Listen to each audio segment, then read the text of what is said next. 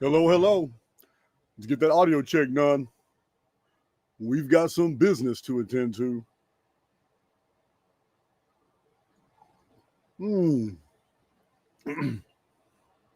OG face diapers on the property, harassing the hell out of me.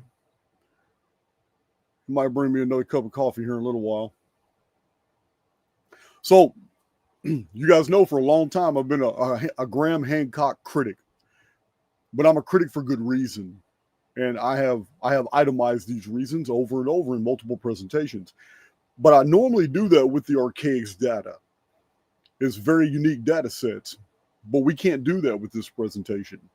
So my Archaix veterans are going to be very excited to know that we're coming, like I tell you all the time, if something is true, you're going to see it from multiple different vantage points. So we're pulling out the collegiate material, the peer-reviewed material, professionals who have spent their lives studying the origin of the zodiac, then the mysteries of the zodiac. And we're going to put what their findings and their life research, and we're going to find core facts about history, ancient timekeeping systems, and the origin of the zodiac.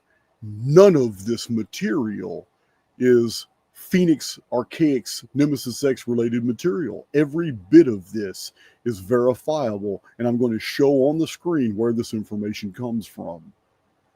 We can go with nothing but the academic and the peer-reviewed material to completely quash the claims of Graham Hancock. Extraordinary claims require extraordinary evidence, and we're going to see. I'm going to let you be the judge. Does Fingerprints of the Gods and the subsequent claims of Graham Hancock actually survive this Archaix analysis? So, all right, we're ready to launch.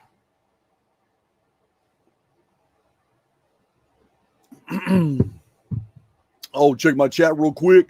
Archaix Underground is thriving. If you want to get a proper education, you want to meet a whole bunch of like-minded prodigal souls, yeah, you want to advertise your services and your business, engage in Aaron's personals, that's where to go. You want to see the detailed specific Archaix data sets on many different topics, Archaix Underground is where to go. All right, so let me remove that little intro from the studio. So I'm going to share my screen only to get through this intro because you need to be able to see everything that I'm presenting today. While this is a serious video, while my accusations are serious, Archaix veterans, you're going to like the fact that we got some new charts, new information, new sources, new arguments, and some new shit to laugh about in this presentation. So let me just go ahead and share my screen so you guys can see.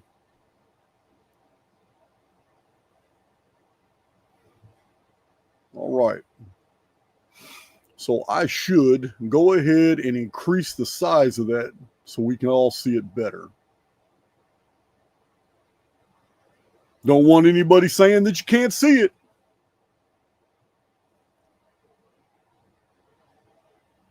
All right. So in 1994, this book here was published, and it has become basically, I'm going to call it the Grifter's Bible. But many people think this is like the Word of God. In fact, it started a movement. In fact, hundreds of published authors, thousands of podcasters and content creators have copied the historical model that Graham Hancock laid out in this book. So, this isn't just theoretical, but these guys claim they're not mainstream. And yet the publishers for every one of these books is mainstream. All these guys copied his material. This is the historical template by which the alt media, the truther community has basically been corralled into. In this presentation, we're going to find why they lie. You guys ask me in the comment sections all the time, Jason, why? This information you're providing is amazing, but why? Why would they lie? You're going to get the full business on why they're lying at the end of this video. So he has since published more on the topics, but his thesis remains the same. So what is that thesis? In Fingerprints of the Gods, he laid it all out. He made his claims. He asserted many things as facts. So that's what we're going to address. In this work that instantly went mainstream, and that's the key here, Graham Hancock's Fingerprints of the Gods instantly went mainstream. Why? Because he had a mainstream publisher. And yet, he employs a very common technique. You see this technique all the time. While coming out in the mainstream, he's playing victim. Oh, they persecute me. Oh, they're attacking me because of my theory. They're doing this. It's an old tactic. It's worked so well for so many people. It's exactly what Graham Hancock has done. And many people in the alt media community have fallen for that tactic. So let's remove all obiter dictum, all opinions, and let's get straight to the facts. And let's just see if Graham Hancock is a man of integrity or if he's full of shit. So, Graham Hancock has asserted as fact, number one, the Sphinx of Egypt is a representation of the constellation Leo, and there are millions of people who believe this is true. 2, he has asserted as fact that ancient Egyptians knew of a Leo constellation. And there's millions of people who now believe this is true. 3, ancient Egyptians observed a solar zodiac, and there are millions of people because of Graham Hancock and what he started, and all his copyists who believe this is true. Graham Hancock has asserted it as fact that ancient Egyptians knew of a 25,920 year precessional cycle. And there are millions of people who have believed this to be true because Graham Hancock published it and everybody else copied it. Graham Hancock has asserted as fact that the Sphinx in Egypt, in front of the Great Pyramid Complex, facing east, is proof of precessional date of 10,500 BC for the Sphinx, because the Sphinx facing east means that at the year 10,500 BC or thereabout, give or take some centuries, that's exactly where the constellation Leo was, at the vernal equinox. Therefore, the giant statue of the Sphinx looking directly at that point on the horizon The only time in history Leo would have been at the vernal equinox is 10,500 BC. These are assertions that Graham Hancock has made. He's basically claimed them actual. This is his thesis. These 5 claims are integral to Hancock's dating of the Sphinx of Egypt to the Ice Age. To support these 5 claims, Graham Hancock further asserts his fact that 1. Egyptians recorded historical events in the tens of thousands of years. And there are millions of people who now believe this to be true. Graham Hancock claims that Atlantis of Plato's narrative is 9,600 BC. Millions of people now believe this to be true. There is no evidence. This is Graham Hancock's claim. He literally says this in his book, Fingerprints of the Gods. There is no evidence Egyptians counted a year as a lunary period of 30 days. So, these are 8 things that Graham Hancock has asserted to be true.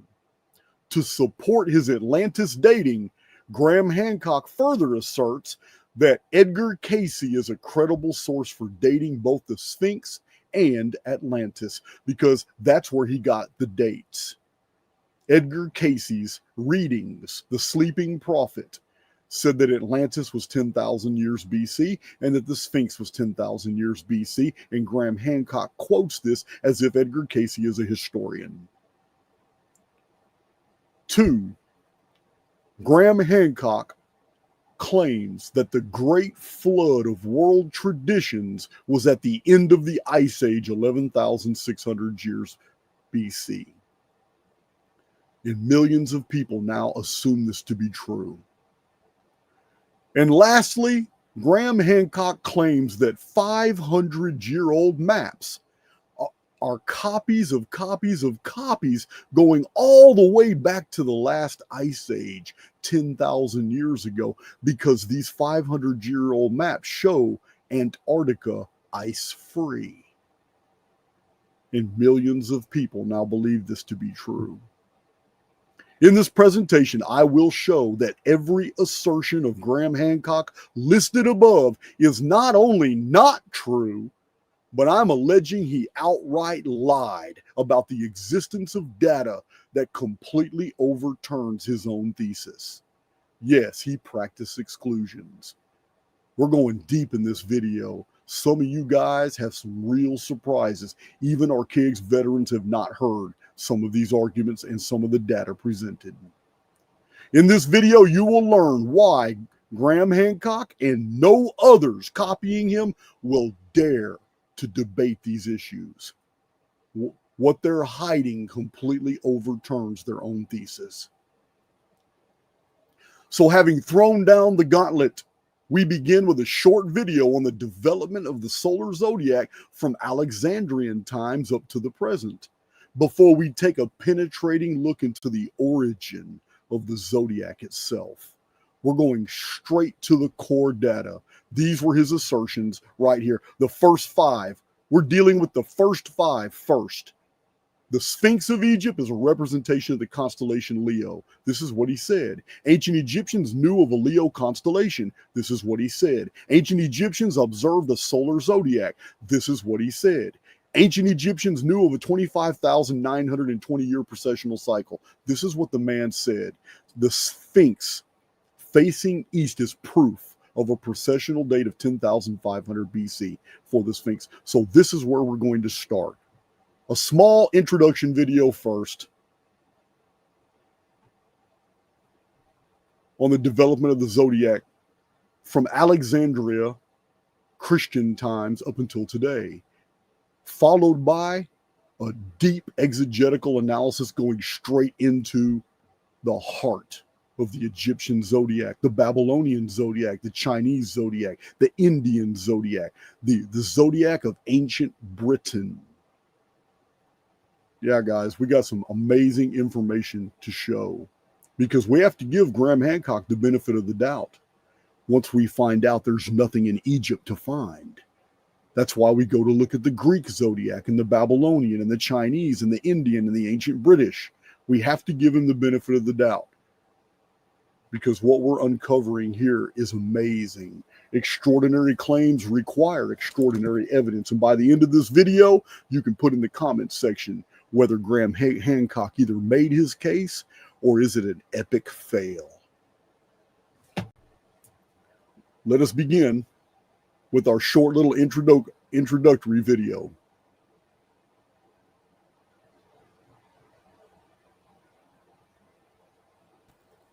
Archaeology and numismatics confirm the historical accounts that the solar zodiac of Aries through Pisces was fully developed only in late Alexandrian times.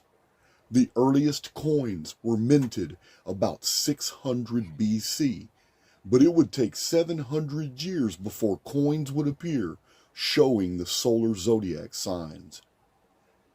The zodiac coins of Antoninus Pius were minted in Alexandria, Egypt, around 144-145 AD, and feature astrological imagery, including planetary signs and zodiacal bands.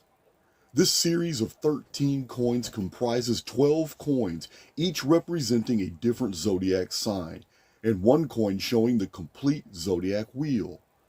One well-known example depicts the moon goddess Luna, with the zodiac sign Cancer beneath her, dating to the 8th year of Antoninus Pius' rule, which corresponds to 144-145 AD. This is the exact dating of Ptolemy's Tetrabiblos, or the Four Books, and Almagest, his treatise on astrology that first mentioned all the solar zodiac signs we are familiar with today, Aries through Pisces. This is also the exact date the four Gospels were composed.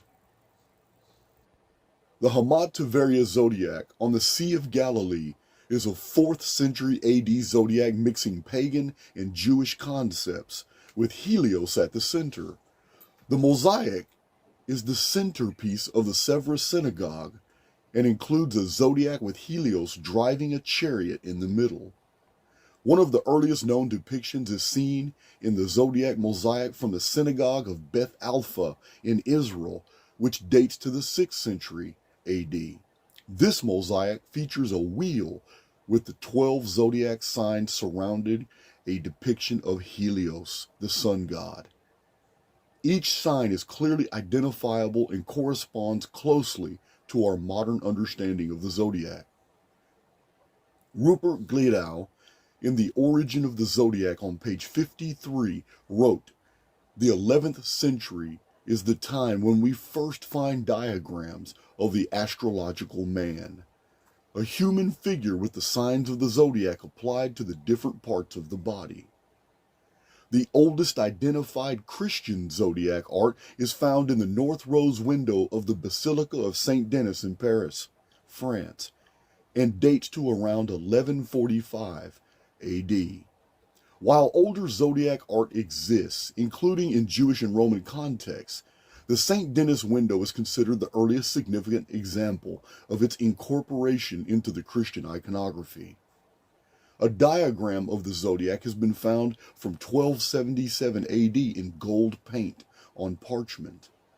A calendar page from 1405 of the Limburg brothers in the Belles Heures of Jeanne de France shows Capricorn, and another Limburg brothers from 1416 shows the solar zodiac at Chantilly, France. The solar zodiac from Aries to Pisces, having been developed during the Alexandrian period of the Greek Ptolemies of Egypt 200 BC to 200 AD, is an established historical and archaeological fact. This is the modern world's version of the astrological zodiac. Thus, this version of the zodiac was developed during the Roman Empire, when the Alexandrian Library was a collection of colleges attended by a large population of Greeks, Romans, Jews, Mauritanians, Libyans, Egyptians, Bithynians, Armenians, Indians, and Gauls. It has been noted that the Rabbinical Book of Jubilees, which focuses on chronology and calendars, does not mention the solar zodiac. Also, in the research paper of Helen R. Jacobus, the zodiac sign names in the Dead Sea Scrolls 4Q 318, found on academia.edu, we find that in the solar zodiac of Aries through Pisces was by the Dead Sea text writers influenced by both Hellenistic Babylonia, Syria, or the Greeks, and dates to as early as the 2nd century BC. Also, no zodiac appears in the entire corpus of the Old Testament writings. The claim that Mazzaroth in the book of Job is a reference to the zodiac is contested by the fact that older versions of the book of Job, like the Peshitta-Syriac text, do not have Mazzaroth and instead have the Great Bear, which perfectly aligns with the spirit of the text. This was a clear interpolation, and the same deceit is found in the newer translations of the Book of the Secrets of Enoch, where it is found that Muzaloth, being referred to as the 12 signs of the Hebrew zodiac, is a clear interpolation discovered by translators a century ago. It does not appear in earlier translations. There are only 3 passages in the Old Testament massive corpus of writings that refer to constellations, and not one of these refers to the solar zodiac we know today. In Job 38, we find the Pleiades, Orion, and the Great Bear. In Job 9, the Great Bear, Orion, and the Pleiades are mentioned again. In the book of Amos, we find the Pleiades and Orion. Solar nor lunar zodiacs are a thing anywhere in the Bible. The zodiac and planets are incorporated into the Kabbalah, a system whereby the zodiac was a system of human experiences through the houses of the zodiac, not a system of measuring history. The Kabbalah was composed in the 1200s AD. The zodiac was also incorporated into the tarot and was also mentioned as a source of divination and not concerned with measuring historical events or ages of time.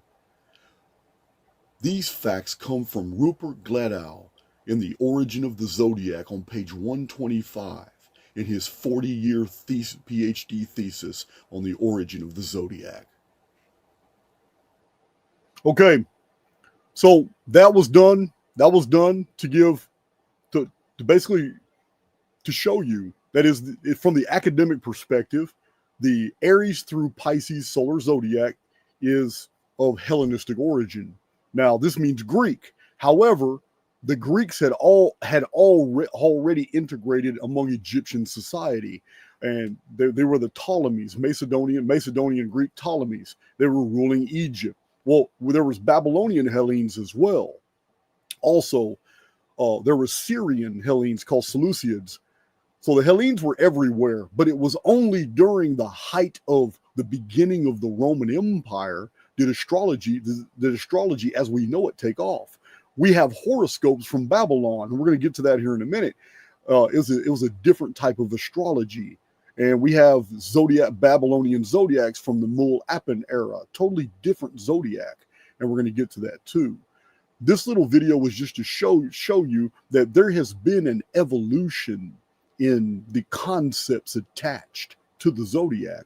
Originally, the idea of measuring epochs in history and time and precessional ages, and precession itself was never even attached to the zodiac. The idea of precession wasn't even attached to the zodiac initially, and we'll get to that. This isn't Jason's conclusions. They're not Archaix. This isn't Archaix's data. These are the experts in their field concerning this matter, and it's important to know this because now we have to go straight to Egypt. All the claims from Graham Hancock concern what the Egyptians knew and recorded. So we have to go to Egypt because Graham Hancock's magnum opus basically cites the only zodiac known in Egypt, which is the zodiac of Dendera. We'll also be talking about the zodiac of Esna, but they're the same, basically the same zodiac, 2 different locations, and one's about 150 years before the other. So again, in the spirit of disclosure, I need to share my screen. You need to see this information.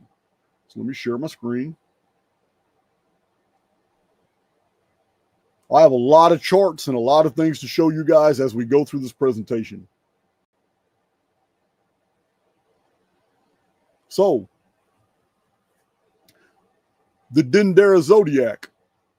Everyone defaults to this when they first come into contact with Archaix criticisms on the zodiac not being very old. Everybody's, oh, you don't know what you're talking about, Jason, man. The Egyptians had the Dendera zodiac. Everybody knows that.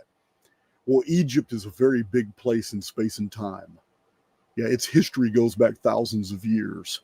So I'm going to give you a proper education right now on the Dendera zodiac. So Egyptologists and other scholars assert that the ancient Egyptians did not know of a solar zodiac. That's not me telling you this. Egyptologists tell you this. There is no solar zodiac to be found in all of the Egyptian Book of the Dead, the pyramid texts, the coffin texts, the wall text, and the various temples of Karnak, Thebes, Abydos, through all of the monuments and tombs of Upper and Lower Egypt. No solar zodiac appears in the funerary text in the Valley of the Kings until the 30th dynasty of Egypt, the end of Egypt. Nothing in hieroglyphics, in hieratic or demotic, nothing of a zodiac in the Rind papyrus, in the Edwin Smith papyrus, the Thule papyrus, the Turin papyrus, the Harris papyrus, the Medinet Habu inscriptions. No solar zodiac can be said to be Egyptian. Remember, guys, this is scholarship. I'm going to show you the actual books this data comes from. For over 1,000 years before the solar zodiac was introduced into Egypt by the Greeks, the Egyptians divided the heavens into 36 decans, with the dog star Sirius beginning the cycle. The first appearance of a semblance of a solar zodiac are the lunisolar planispheres of Esna and Dendera. Planispheres. We have become accustomed to calling it the zodiac of Dendera, but it's no such thing. It shows the circumpolar stars in the middle and then the constellations branching out in a spiral, and they're not all a match for the zodiac that we know today. Some of them are, and they're a good match, but other ones are not. Scholarship is even engaged in peer-reviewed arguments about who the lions are, because in ancient Egypt, goddesses were represented as lions. So we even have Rupert Gladow, who has published that the lion on the solar zodiac, which is just Greek, it's not even ancient. He says it's not Leo at all. So Esna dates to the beginning of the Ptolemaic Greek Macedonian pyramid period of Egypt. We'll be seeing a chart here to show you exactly when this was. And Dendera and the zodiac of Dendera is about 50 BC, at the end of the Ptolemaic period, at the start of the Roman power and influence over the Mediterranean region. The Esna planisphere zodiac wasn't Egyptian, but merged Babylonian and Greek zodiacs, adding the ancient Egyptian concept of 36 decans. So, you have to understand what's being conveyed here. Scholarship says that the oldest zodiac, Esna, 200 BC, the Esna zodiac is actually a planisphere, and it is an amalgamation of the Babylonian zodiac, the Greek zodiac, with the 36 decans of ancient Egyptian planisphere. So it's an amalgamation of three different cultures' concepts about the sky. This is the oldest zodiac in Egypt. To the Egyptologist, the signs of the zodiac of Dendera are of foreign elements. This is Rupert Gladow. You know, this is distracting me. I'm going to turn this off. I got a pretty good microphone. I don't know if you can hear it. But my AC is loud. It's loud to me, so it forces me to be loud. Oh yeah, well, I'm about to drop some truth bombs on you guys. They shocked me. They shocked me when I ordered all of these collegiate level professors books on The origin of the zodiac. I had some shock. I got shocked too, guys. So, to the Egyptologists, the signs of the zodiac of Dendera are of foreign elements. We can't take that lightly. This is Rupert Gladow. I don't know how to say it. It's Gladow, or maybe like Gledo. I don't know. But he wrote a book called The Origin of the Zodiac, which is nothing but his 40 years in the making PhD thesis. He took his thesis and just published it as a book. And it's amazing. I have it in my library now. I've showed it on Twitter too. But the Dendera zodiac introduces a very non-Egyptian element, one that came straight from Babylonian astronomy, in that it shows the 12 star configurations of the zodiacs with their planets in their signs of exaltation. This is History of the Zodiac, Robert Powell. The doctrine of exaltations is distinctly Babylonian and found its way into the Egyptian system in the Hellenistic period, the Greek period, about 200 BC, but it's traced to Babylonia, to 700 BC. Archaix veterans, I know you just had a mind explosion, but this isn't about the Archaix data. But you saw that number, 700 BC. That's how far it's traced back to. All right. The rectangular zodiac of the Temple of Num, I believe that's Num, a couple of miles northwest of Esna, does not have the signs of Virgo, Libra, and Scorpio. The reason it doesn't have these signs is because the zodiac isn't fully developed yet, the zodiac that we know today, Aries through Pisces. This is Egypt. But it too shows the planets and their signs of exaltation, demonstrating that it is very late. It's Babylon-influenced zodiac. Egyptologists and scholars assert that prior to the Hellenistic influence in Egypt, 300 to 100 BC, quote, there is no trace of the 12-fold division of the zodiac to be found in Egypt. This one fact collapses Graham Hancock's theory. Well, we're not going to rely on that. Because in Archaix, you know what we do? We overwhelm people with facts. This is just a really strong data point. In 1974, Robert Powell began a 30-year research project into the origins of the zodiac, which resulted in his PhD thesis and the publication of this book. The Dendera zodiac is not at all the modern solar zodiac of Aries through Pisces. It is not even Egyptian, but built by the Greek Ptolemies ruling Egypt. It depicts Osiris' 14 body parts and his association to the moon, and even shows the lunar eclipse of September 25th, 52 BC. It is not a solar zodiac and shows the positions of the 5 known planets in constellations as they appeared in 50 BC. A solar eclipse is also shown for March 7th, 51 BC. The center of the Dendera zodiac are located the circumpolar constellations. You know them, Draco, the 7 Rishis, the Great Bear. The so-called Dendera zodiac is a celestial map and not a zodiac. The name is a misnomer.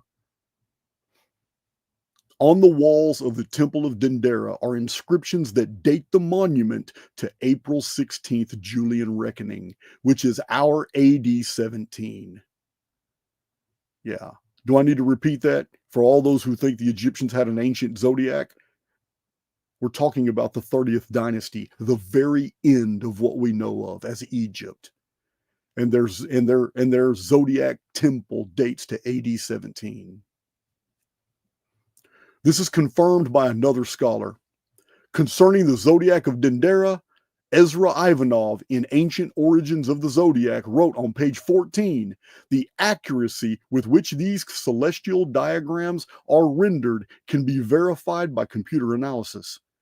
In the famous round zodiac of Dendera, the only one of its kind discovered in Egypt, the planets are depicted at sunrise on April 17th, 17 AD. This means that the zodiacs of Egypt were made when Hellenized Jews, Greeks, and Romans administered all of Egypt's affairs in the decades just prior to the rise of Christianity. The constellation that came to be called Leo was not a lion to the ancient Egyptians. It was known as the Great Sickle. It's not even a secret. Anyone can Google this. I'm going to show you the image. Graham Hancock's entire thesis, his entire theory of the Sphinx dating to 10,500 BC rests on its connection to Leo. But with Leo removed, this connection does not exist. Hancock claims the Egyptians knew of a 25,920-year zodiac cycle. But scholarship asserts that the Egyptians didn't even know of a solar cycle of zodiac and could never have known about a 25,920-year cycle. Removing Leo from the equation collapses Hancock's claim. Not a single hint in all of Egyptian history of a knowledge of precession. Hancock made up the precessional symbols in the pyramid text. No Egyptologists agree with him. He just found symbols that he could pass off to his readership that, hey man, these could be. He even said it that way. These could be precessional, the symbols of precession right here. They do not exist. In fact, there is no known ancient Egyptian text or source that links the Great Sphinx of Giza to the constellation Leo. Despite extensive research and translations of ancient Egyptian texts, no direct reference or association between the Sphinx and the constellation Leo has ever been found in the surviving literature or hieroglyphs of ancient Egypt.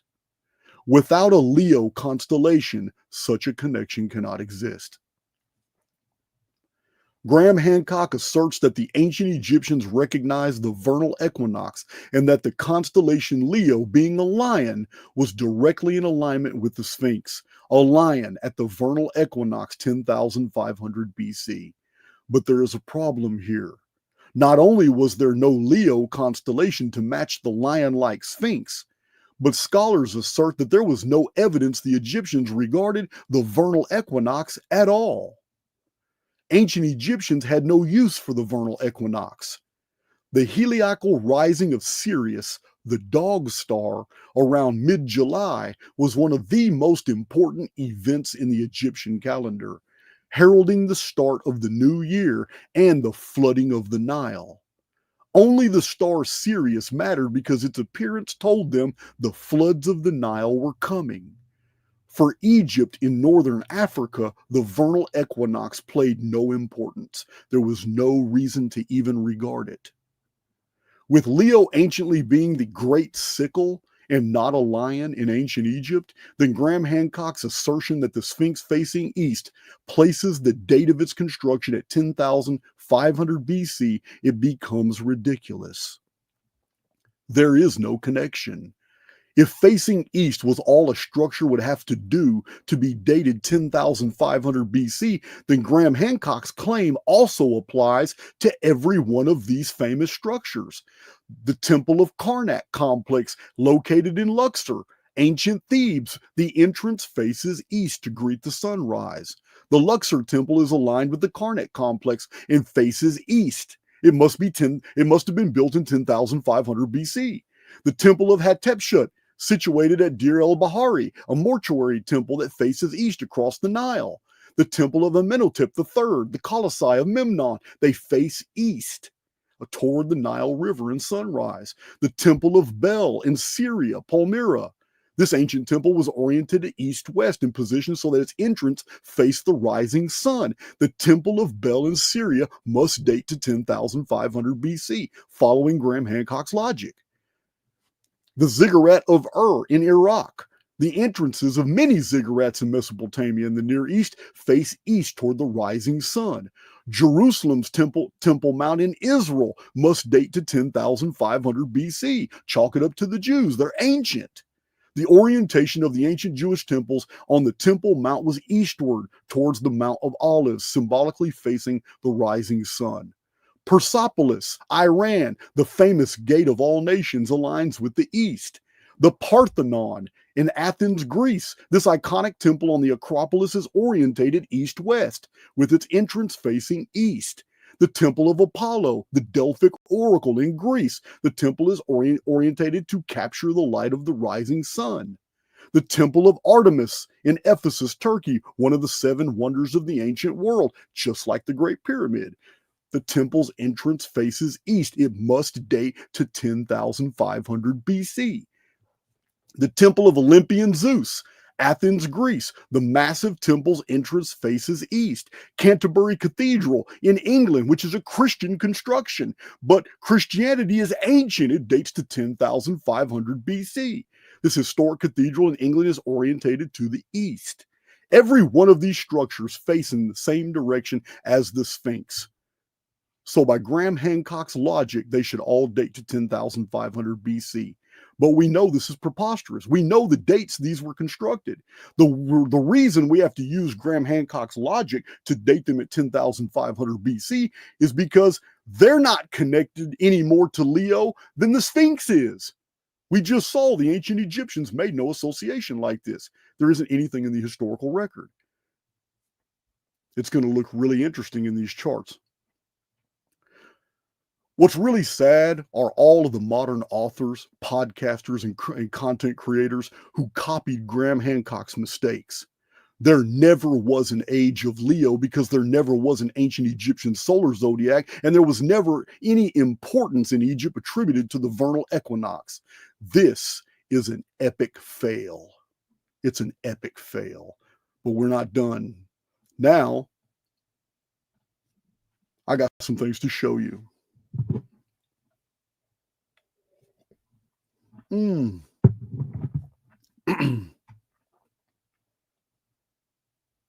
So I've got that in that window. So let me share a different window. Oh, I gotta collapse that. Okay. Stop that screen. So you can only share one screen at a time. Yeah, guys, this is it's amazing, man. It really is. It's amazing.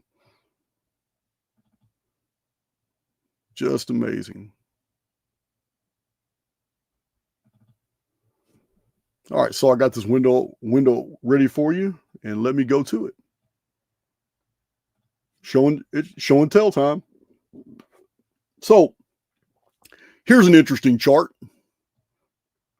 And throughout this video presentation, we will be building on this chart. This is just the beginning of a chart that absolutely completely collapses Graham Hancock's thesis. To the far left, you can clearly see how far 10,500 BC and 9,600 BC is for his Atlantis dating. Here's the Sphinx, here's Atlantis. This is Graham Hancock's version of history. Look at this chart, because there is a vast gulf of time where there is nothing until the development of the solar zodiac over here. 200 BC to 150 AD, Alexandrian era solar zodiac developed, Aries through Pisces. This is where Leo appeared. And there's 2025 and 2026 right there. This is to give you context of what we're talking about, this vast gulf of history in Graham Hancock's thesis. This is just the beginning of this chart. As this chart progresses, it's going to become increasingly ridiculous. So, adding to this chart, we now have Esna and Dendera zodiacs developed in Egypt, 200 BC to 17 AD. Look at the vast gulf of time of no Leo constellation. And yet, Leo over here dates the Sphinx at 10,500 BC. This is going to get so good. So, Hancock's 10,500 BC date for Leo Sphinx vernal equinox alignment is 10,300 years before Egypt had a zodiac, before Egypt had a Leo, before Egyptians even learned the significance of the vernal equinox. These facts alone collapse Hancock's Sphinx dating. The stars where the constellation Leo were not regarded as a lion to the ancient Egyptians, but the sickle. The Sphinx in Egypt in front of the Great Pyramids doesn't look like a sickle to me.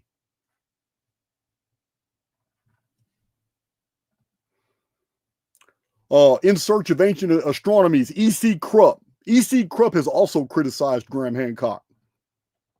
Here's what we find in E.C. Krupp. He's an official astronomer. The most spectacular representation of the Egyptian sky is the ceiling from the Temple of Hathor at Dendera in Upper Egypt. The famous circular Dendera zodiac, now at the Louvre. All available evidence indicates that the concept of the zodiac was not native to Egypt. However, instead, it is believed that the zodiac was imported to Egypt from Mesopotamia at some late but unknown date. The earliest known representation of the zodiac in Egypt was found at the now destroyed Temple of Esna, also in Upper Egypt, which cannot be dated earlier than 246 BC, and was perhaps nearly 70 years more recent than that. Dendera zodiac right here shows the 36 decans, the circumpolar stars. It's hard to see. It's not easy to see, but nor is it, here's an illustration of it, but nor is it really important. It's not important because it's really Greek based off Babylonian. It's not Egyptian.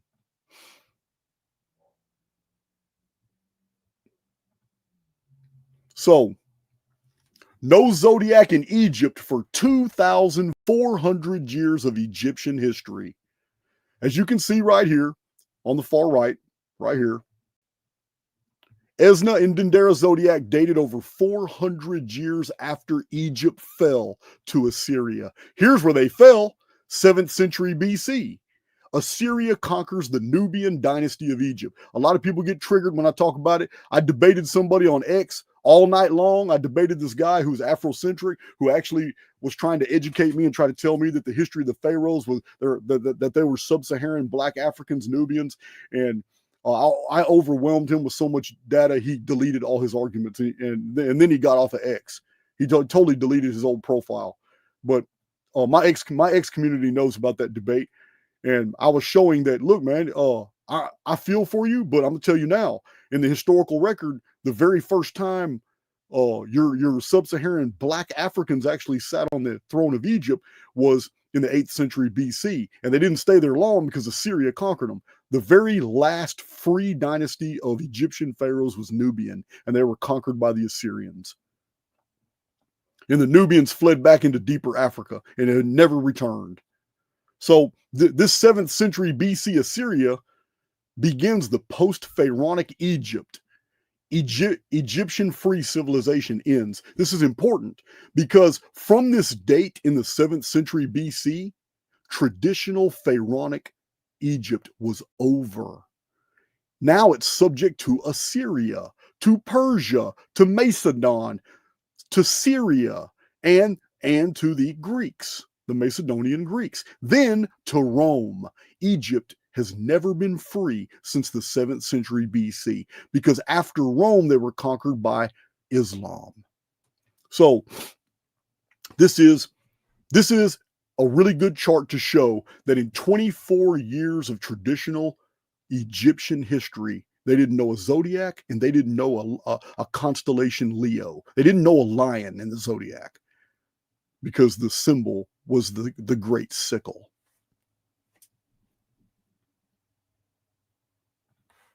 So, do you see all these famous buildings? I just named all these famous buildings.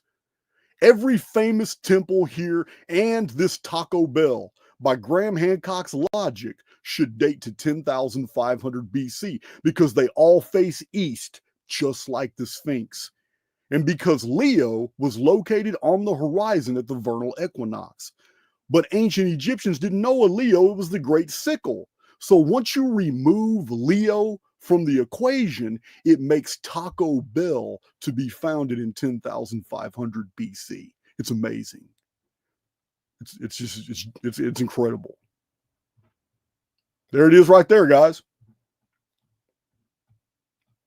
There it is right there. If Graham Hancock didn't do anything in his life, he actually discovered the origin of Taco Bell. Blows the mind. Absolutely blows the mind. There it is. Taco Bell found. They should have a sign right there. Taco Bell founded 10,500 BC as per Graham Hancock. I'm losing IQ points about this drivel. So, look, guys, anybody can Google this. This isn't even information that's being withheld from the public. Anybody can Google this. The ancient Egyptians did not know a Leo constellation. It was the Great Sickle. Totally collapses Graham Hancock's whole narrative.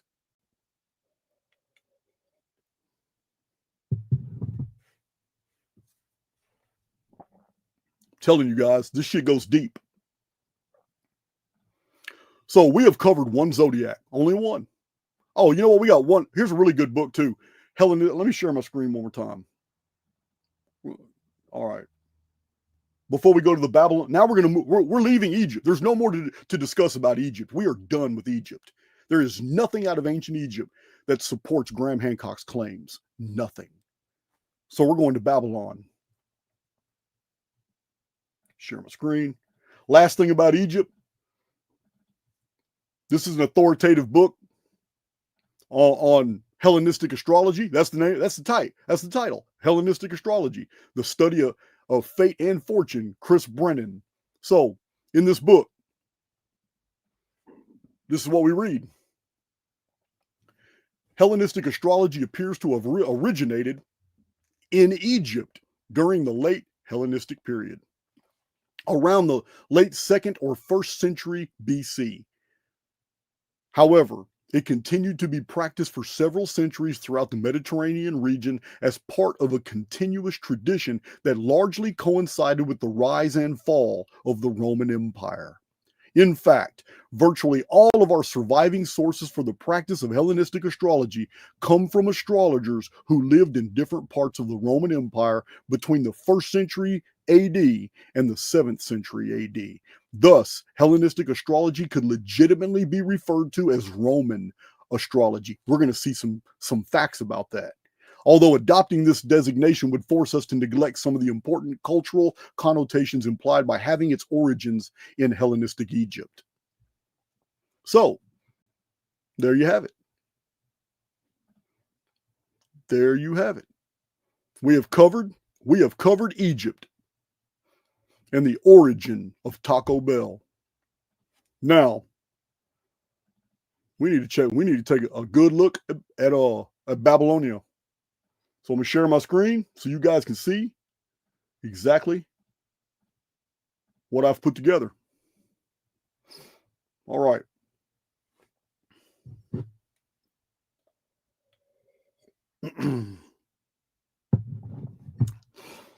Babylonia.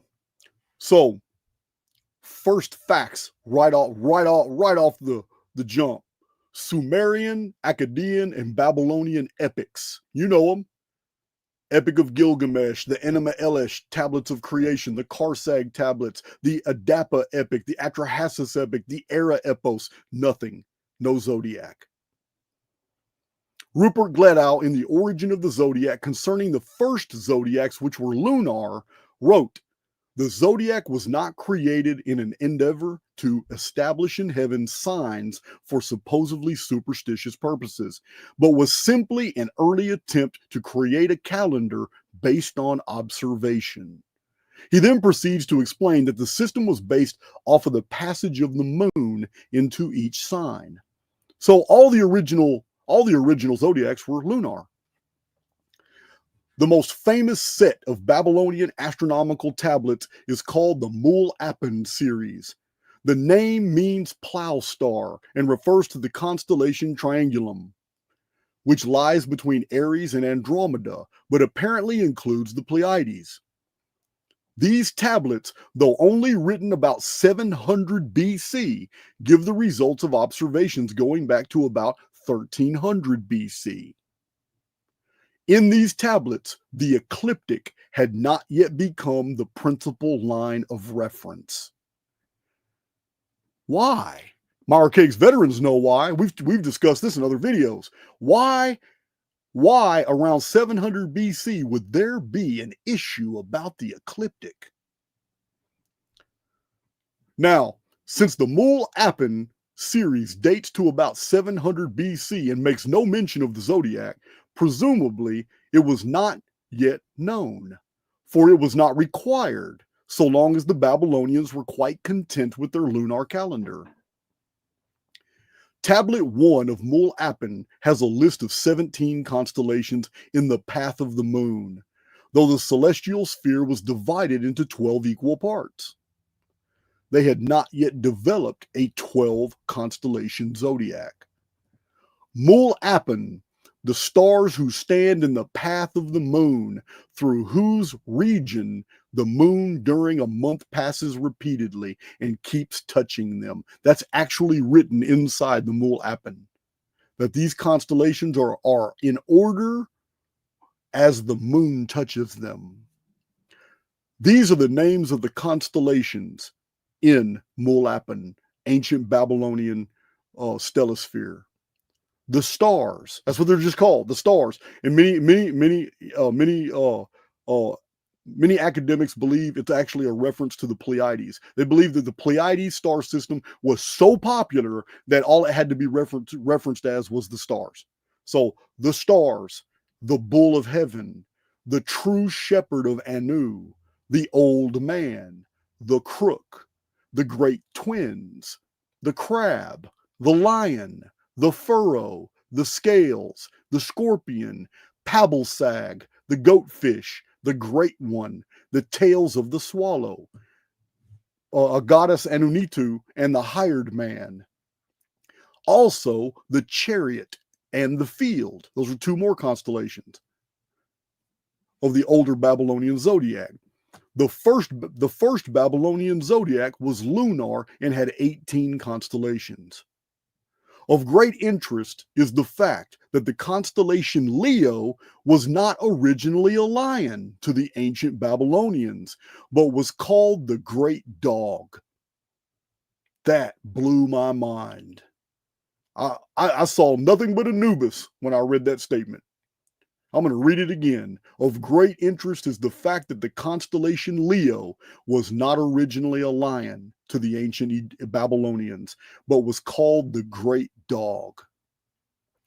The most striking thing about these Babylonian irregular zodiacs is the absence of the ram. It suggests that the zodiac was not invented by the Babylonians alone. From Mul-Apen, 700 BC to 300 BC, the Babylonian zodiac was slowly standardized. The hired man later became the sheep. This is Aries. The stars, the bull of heaven, the chariot were combined to become Taurus. The true shepherd of Anu, the great twins, were combined to become Gemini. Then the crab is Cancer. The lion was anciently the great dog, but it became Leo from the transition period before Mul-Apen to after Mul-Apen. Then there was the furrow. This became Virgo. The scales, of course, are Libra. The scorpion, of course, is Scorpio. Pabblesag is an ancient Babylonian god. This is our Sagittarius. The goatfish is, of course, Capricorn. The great one became Aquarius. And this is really, don't think for a second that the great one is a reference to Aquarius. It became Aquarius. I'm going to show you from another ancient zodiac what Aquarius was really referenced as, because the ancient Babylonians also called it by the same name. I just didn't want to give it away right here. When we get to the ancient British zodiac, you're going to know what the original Aquarius was. Then we have the field. The field and the tails constellations were combined to create Pisces. The earliest reference to the bull of heaven, the great twins, the scales, and the scorpion as constellations in Babylonia are found in the astrolabes dated to 1100 BC, which also mention many other constellations that are not associated to the modern zodiac. Robert Powell, in History of the Zodiac, on page 202, wrote that the earliest time the Babylonians were able to make observations or records on the stellar location of the equinoxes and solstices was from around the 5th century BC and onwards. Graham Hancock claims that we've been doing this for 12,000 years. John Steele, Department of Egyptology and Assyriology, Brown University, 2018, wrote a paper. And in that paper, he said, the development of the uniform zodiac took place in Babylonia in the late 5th century BC and was subsequently transmitted to other parts of the ancient world. This is Mediterranean Archaeology and Archaeometry, Volume 18, Number 4, 2018, pages 97 through 105. Not even the original solar zodiac, which came out of the lunar system of Babylonia, can help Graham Hancock's case. Again, his claims are an epic fail. So I got a few things to show here. Let's remove that. Get that out of the way. Stop that screen. Go in here. I'm just talking out loud. Share my screen again. Yeah, every time we review, we add more to our chart.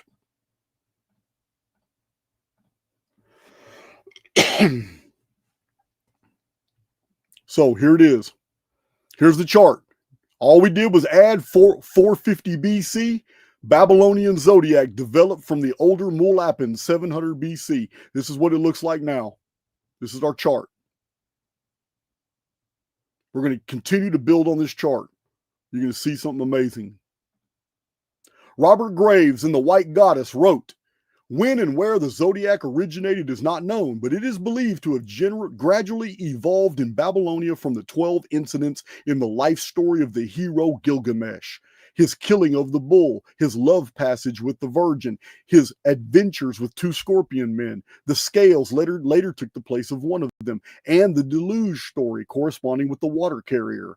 Calendar tablets of the 7th century BC bear this out. But the Epic of Gilgamesh is not really an ancient one. Many people triggered hearing that, oh man, Jason's claiming the zodiac, the solar zodiac is new. He doesn't know anything, man, because the Epic of Gilgamesh has it. No, academia is claiming that the signs that we have today in the solar zodiac that developed in Babylonia came from the incidents of the Epic of Gilgamesh story, and not the Epic of Gilgamesh story deriving from the constellations in the sky that had not yet been developed in the human mind. The Dance of Time, The Origins of the Calendar.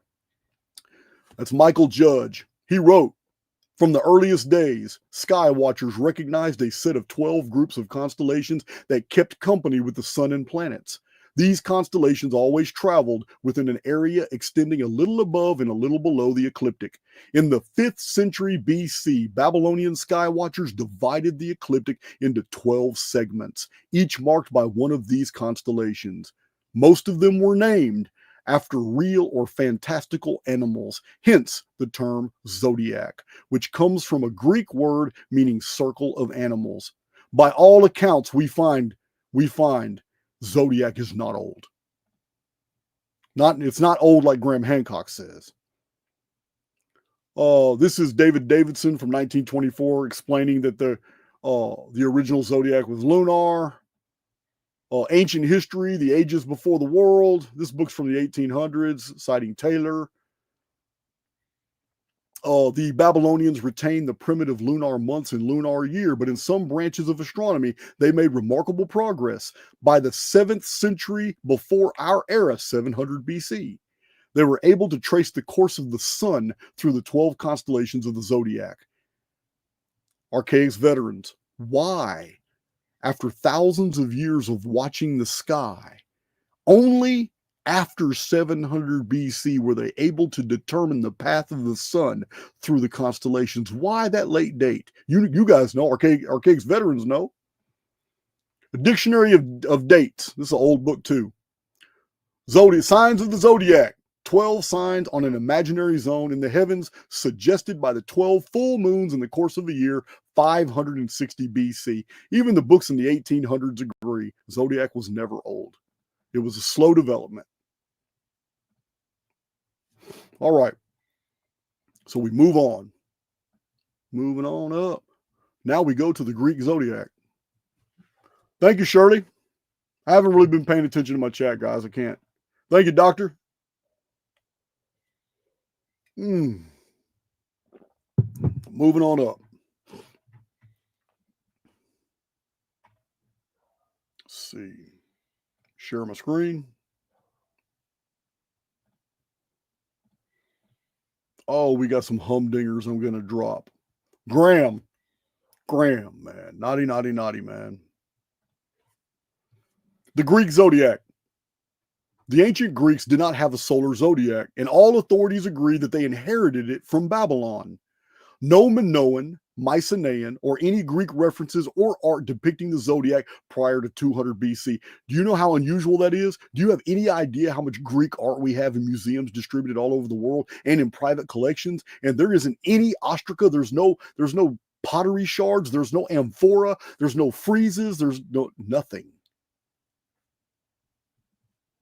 If the zodiac was so important and known, it would have been painted in frescoes, on walls, exhibited in statuary, relics, nothing.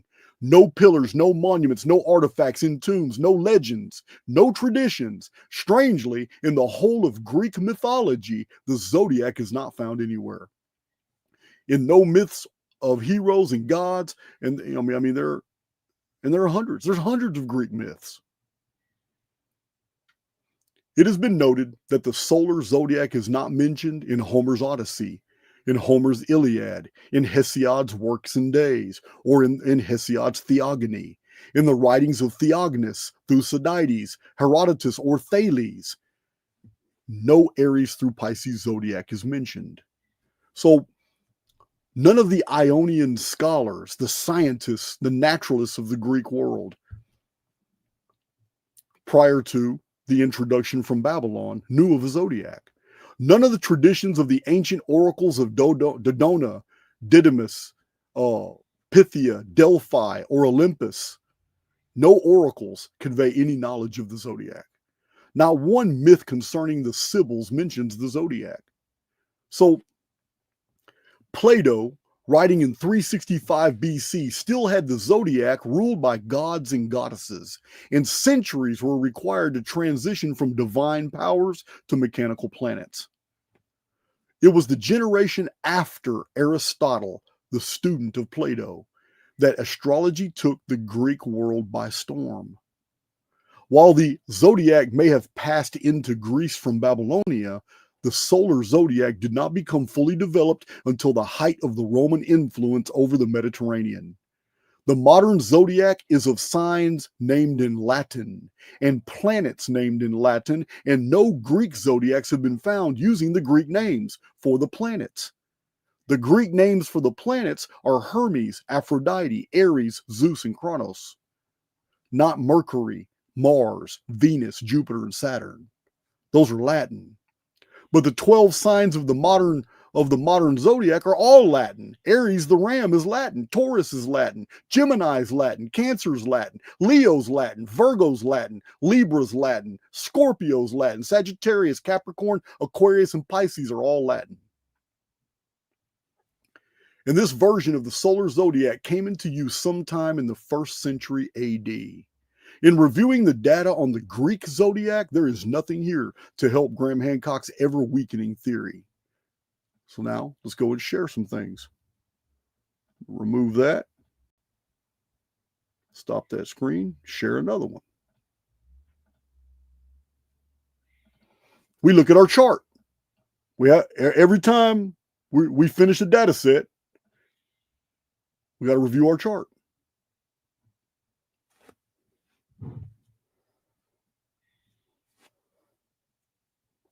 Here it is. So we've added the Greek. Here it is, 300 to 200 BC, Greek zodiac developed from Babylon. We went further back. We went further forward in history, away from the 10,500 BC date of Graham Hancock. Well, we're not done. We got some more stuff to look at. 1911 is Encyclopedia Britannica. The history of the 7th sign is somewhat complicated. The earlier Greek writers, Eudoxus, Eratosthenes, Hipparchus, knew of only 11 zodiacal symbols, but made one do double duty, extending the scorpion across the 7th and 8th divisions. The balance, obviously indicating the equality of day and night, is first mentioned as the sign of the autumnal equinox by Geminus and Varro. That would be Marcus Varro. So this clearly shows that even during the Hellenistic period, the solar zodiac was still being developed. Let's see. Okay, so now, let's see. Method of observation by intervals of what we now call right ascension to the equal. That's okay. Projected upon the ecliptic, these were considerably unequal, and accordingly differed essentially from the Chaldean and the Greek signs. Their use was chiefly astrological, and their highly figurative names, the great splendor, immense void, the fire of the phoenix, had reference to no particular star. Okay, he's talking about the Chinese zodiac. We haven't got there yet. But remember, fire of the phoenix was long ago an ancient name for a house in the Chinese lunar zodiac.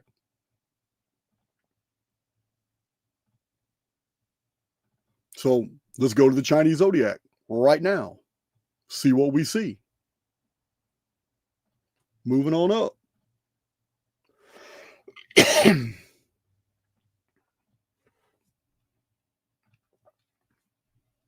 Chinese zodiac. It is an astonishing fact that the ancient Chinese and Babylonians have the same names for the constellations of the two bears, Draco, Orion, and Andromeda. But they don't have the same names for the 12 constellations of the ecliptic zodiac, Aries through Pisces. Why? Ancient Middle Kingdom Chinese concept of the heavens was having it divided into 4 places, called by the names of the 4 cardinal points. Chinese oracle bones of Anyang demonstrate that about 1300 BC, the Chinese divided the heavens into 4 palaces. This is where we get our later Christian tetramorph. The throne of God having four corners and four protective angels, and these go back to the ancient concepts of the 4 royal stars that created a divine cross across the heavens, and the pole star was at the top. And if you connected all 4 royal stars that form the cross of heaven with the pole star, you got the celestial pyramid. This is the original zodiac before signs were added to eventually become 12 signs. The change from 4 palaces astronomy to a circle of animals zodiac is believed to have happened from 500 to 100 BC in China. Rupert Gladow, in The Origin of the Zodiac on page 102, wrote, "In any case, the circle of animals is not the original Chinese system, and hardly anyone believes it can be traced there so early as the 6th century BC. There's that dating again after 700 BC. What happened in the 8th century BC? That's not relative to this video. Also, the circle being exclusively animal without any human figures. And thirdly, though it bears a partial resemblance to our zodiac, the Chinese circle of animals is patently not our zodiac and was not put to the same use. The Chinese zodiac was lunar, and the signs were of the rat, ox, tiger, the hare, the dragon, the serpent, the horse, the sheep, the monkey, the cock, the dog, and the boar.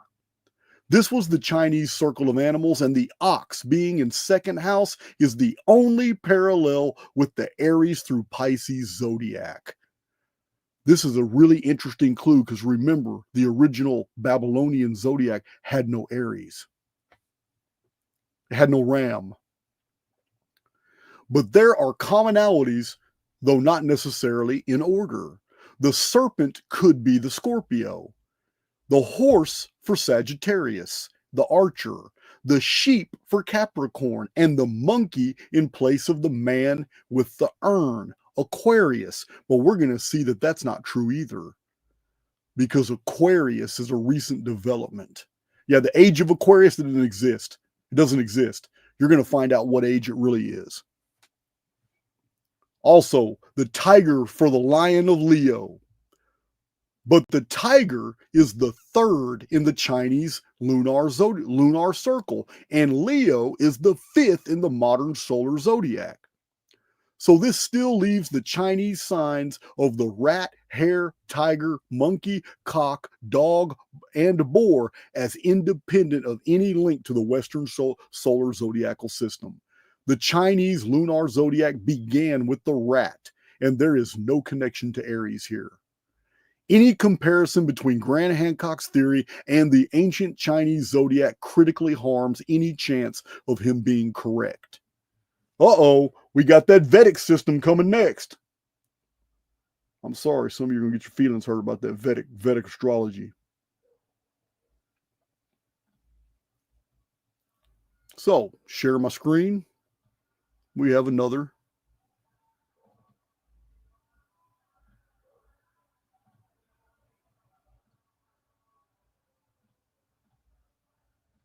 Share my screen here. So we now add the Chinese zodiac when it was developed. 400 to 100 BC Chinese zodiac developed right there. So it does not add to Graham Hancock's theory at all. It doesn't help him a bit. Let's get out of there. We're going to check out this Indian zodiac. Let's check out this Indian zodiac, guys.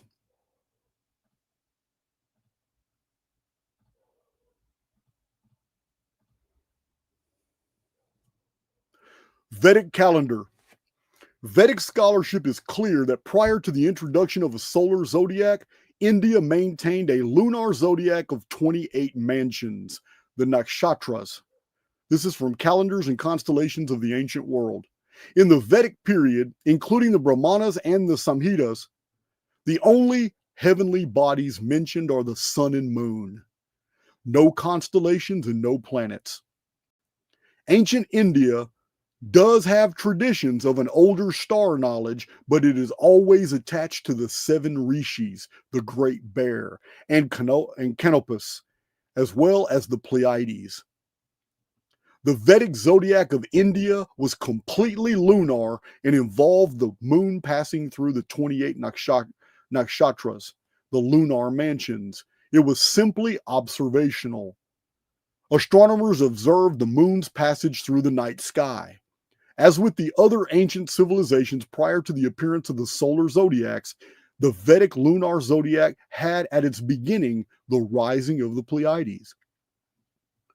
All of the great epics of India, Ramayana, Bhagavad Gita, Mahabharata, no zodiacs are mentioned. Nowhere in Sanskrit, Vedic, Hindu, Puranic, Brahmanic literature is there a reference to the precessional cycle of ages or a 25,920-year cycle of the zodiac. In researching Vedic astrology, it is a hard truth that almost nothing exists from before the Alexandrian contact period of the 3rd century BC. There are only fragments of the Garga Samhita, too corrupt and incomplete to be safely translated, and one other text titled the Yotisha Vedanga, which is entirely concerned with the calculating the times of the full and new moons and makes no mention of planets.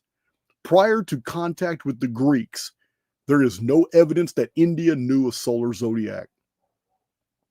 Nor was there any knowledge of precession in India prior to Alexandrian contact. The Surya Siddhanta purports to be ancient, but the truth is that it is a 6th century AD composition from the early Muslim period, a compendium of ancient Indian astronomical information seemingly all derived after contact with Alexandrian scholars in the 3rd and 2nd century BC. So basically what scholarship has found is that the core element of the Surya Siddhanta is from traditions going back to the 1st millennium BC. But when it was rewritten sometime before the 6th century BC, all this new zodiacal material was put in there. But it's Hellenistic, and this is where it comes from the Greeks. So we get this. It's called an interpolation. We get these all the time. These are the entire Christian world is built off interpolations. Using older text and including newer material in there in the hopes that you can pass it off as more ancient. The Greco-Roman astronomy and astrology was brought back to India from Africa, and Indian books, brought back to India from Africa, and Indian books became filled with an admixture of Indian mythology and tradition and the Western asterisms and knowledge rewritten for Indian consumption. But it would take centuries for the sciences to be adopted widely. As late as AD 80, the Hindu still believed the moon was farther away than the sun. It would be as late as the 5th century AD before India would produce any great and renowned astrologers. The oldest Sanskrit text on astrology is from 270 AD. It's titled Yavanjakara, or Sayings of the Greeks. Montucla wrote that the Hindu zodiac was borrowed from the Greek. In his PhD thesis on the origin of the zodiac, Rupert Gladow wrote that the solar zodiac was imported into India from the Greeks in Alexandrian times. In Anacalypsis, Godfrey Higgins in 1833 on page 3 wrote, "The zodiac is not of Indian extraction, but of Greek, because the animals of which it is composed are not native to India." That was a pretty good observation. Greco-Babylonian astronomy was introduced into India in the 2nd century BC. It is particularly damning that the two leading experts on the occult and mysticism both agree that the antiquity of the zodiac is highly controversial. Helena Blavatsky in The Secret Doctrine admits, this is 1887, the antiquity of the zodiac in Egypt is much doubted, and it is denied point blank with regard to India. Secret Doctrine, page 438. Manly P. Hall, in an encyclopedic outline of Masonic, Hermetic, Kabbalistic, and Rosicrucian philosophy, started his entire chapter on the zodiac with, "The antiquity of the zodiac is much in dispute." Looking at India for an ancient solar zodiac, Graham's theory gets no support. Moving right along, guys. Oh, I have a lot more data to go through, but I'm telling you, we've already collapsed Graham Hancock's thesis. It's done. But let's do what we do in Archaix. Overkill. Let's do it. Let's see. So let's look at our chart. Wait a minute. I need to remove that. And I need to stop that screen. I need to share another screen, and we're going into it. So let's check out our chart. Here it is. We have now added the Indian. So look at the chart. Look how it's developing. You can see when each culture received earlier versions of the solar zodiac and built from them to create their own zodiacs. Here it is. Here's the progress of development right here. And look how far back in time it is from way back here, 10,500 BC, when Taco Bell was founded. All right. So, Encyclopedia Britannica, again, 1911. The knowledge of the solar zodiac thus turned to account for the dualistic purposes was undoubtedly derived from the Greeks. By them, too, it was introduced into Hindustan. Aryavata, about the beginning of the Christian era, reckoned by the same signs as Hipparchus. They were transmitted from India by Buddhist missionaries to China, but remained in abeyance until the Jesuit reform of Chinese astronomy in the 7th century. The old Indian names of the months were derived from them. Their existence was presupposed in the entire structure of Hindu ritual and science. They do not, however, obtain full recognition in Sanskrit literature until the Brahmana period, 7th or 8th century BC. There's that date again. The Rig Veda contains only one allusion to them, where it is said that Soma is placed in the lap of the nakshatras. It's only talking about the lunar zodiac. It's not even a reference to the solar zodiac. Nakshatras, Nak right there is ancient Aryan for night. Kshatras would have to be constellations or star groups, but NAK is night, not kshatras. Calendars and constellations of the ancient world. Okay, in the most ancient Sanskrit work in existence, the purely Indian Rig Veda, containing no Grecian taint, the 12-fold divisions of the zodiac appear to be unknown. This opinion as to the Rashis, or constellations of the solar zodiac, is so generally adopted that the age of any Sanskrit work in which mention of these Rashis occurs is at once, no matter what its claims to antiquity may be, set down as not earlier than the comparative modern date of 300 BC. Amazing. The Grecian introduction of the 12-fold zodiac into India, 300 BC. The date 570 AD for the fixation of the initial point of the Indian zodiacs, and for the commencement of the history of Indian astronomy. Can't make this stuff up. Godfrey Higgins, this is originally 1833. My copy is 1836. The signs of the zodiac are not any of them remarkable for being connected with objects of Indian nature. The 28 Hindu lunar mansions and the asterisms are almost all named after objects peculiarly Hindu. This raises a strong presumption against the solar zodiac being of Hindu invention. If the solar zodiac had been of Hindu or African growth, the elephant and camel would have been found in there. I love Godfrey Higgins. His books are huge. I have both of them. They're gigantic. Mr. Maurice has observed that the signs of the zodiac cannot be of Egyptian origin because they are not adapted to the order in which the seasons succeed each other in Egypt. Remember, I told you guys the Egyptians in northern Africa had no use of the vernal equinox at all. It had nothing. It had no utility to them. They watched the dog star. That's what they watched, Sirius. This is why it's called the land of Siriad in ancient texts. They watched Sirius because once they saw the heliacal rising of Sirius, they knew relief was coming. They knew waters from the Nile were going to overflood and fill their fields, and they've already planted everything. The vernal equinox told them nothing. Graham Hancock's whole theory about the Sphinx and Leo is a complete farce. It's a complete farce that thousands of people have copied.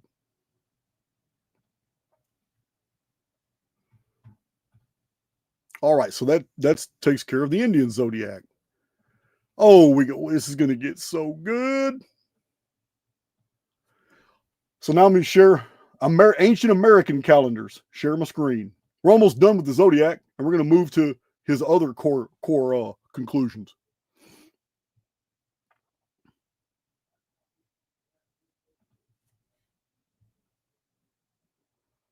Oh, OG, if you're listening, man, I could use that next cup of coffee. I'm out.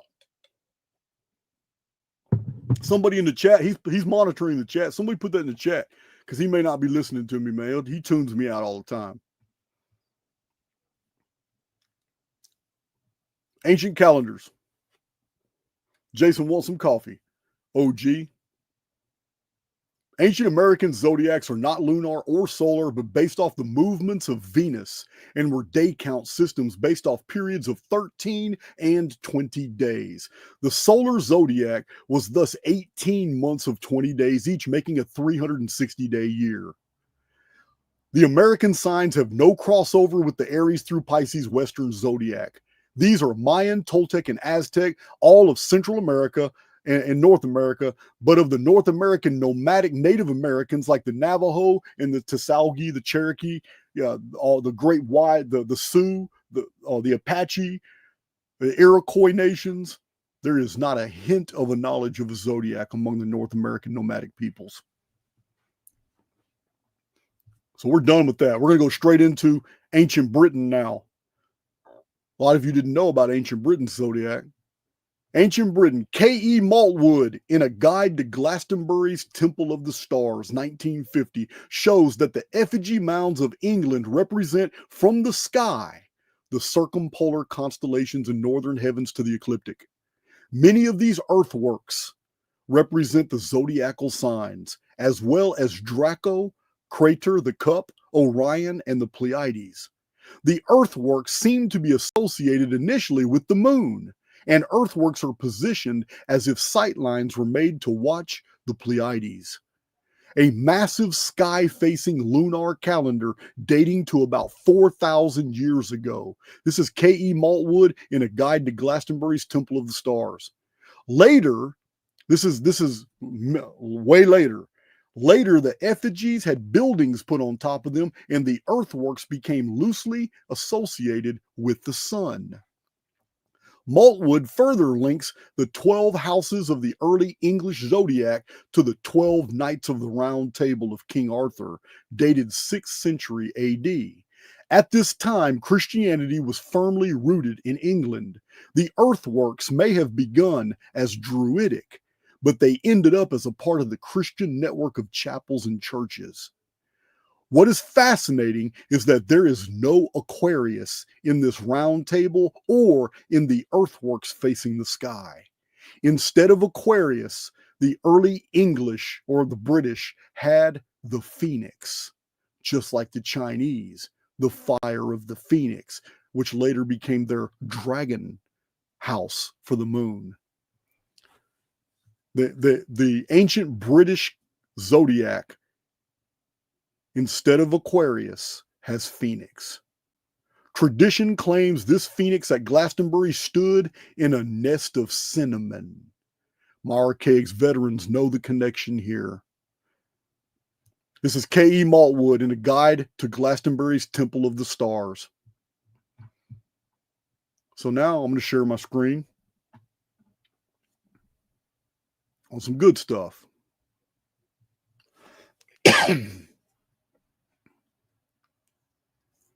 So let's look at these charts.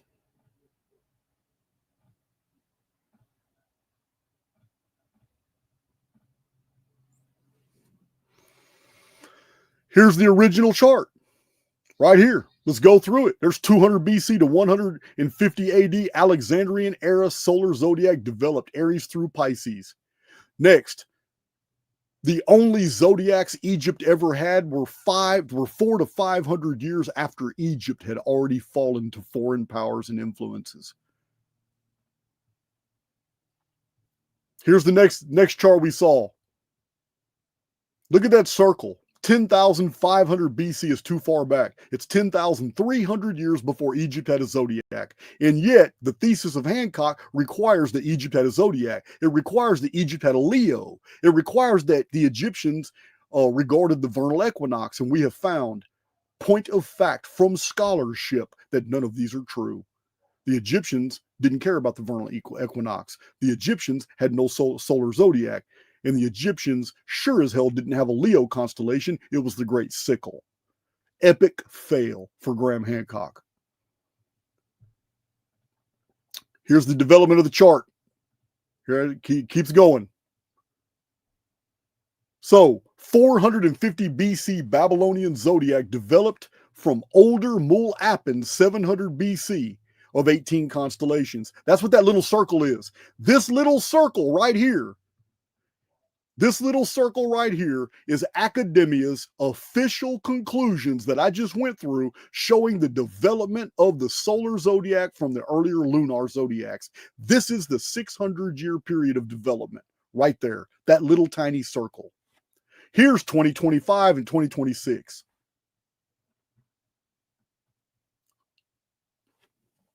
So this is 450 BC, that's what that circle is, to 150 AD.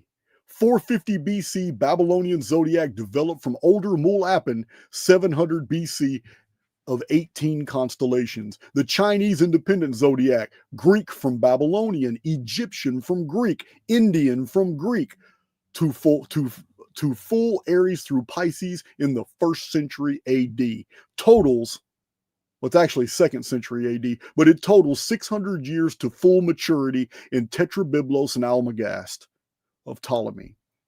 full maturity of solar zodiac is 10,640 years after Hancock's 10,500 BC date for Leo Sphinx vernal equinox alignment, and 10,300 years before Egypt had a zodiac. Graham Hancock's theory is embarrassing, seeing this data. Here, look at this chart. Same little 600-year circle right here. Do you see the yellow circle?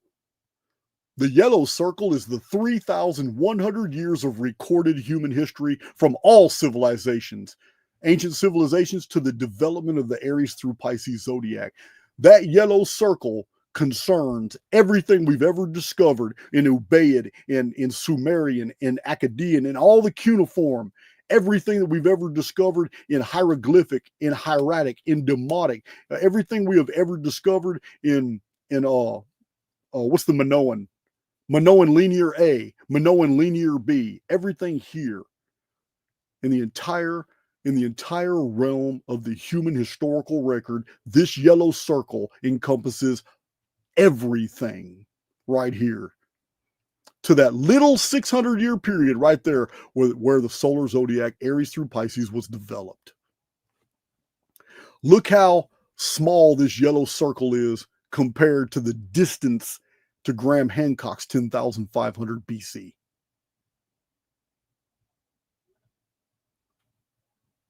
You don't have to imagine it because I drew it for you. Hancock's 10,500 BC date is 7,500 years before the start of any recorded civilizations and 10,050 years before beginning of modern zodiac development. This is 8,000 years of no written records. It's too much.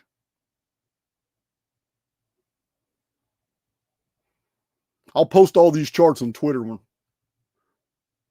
the video's over.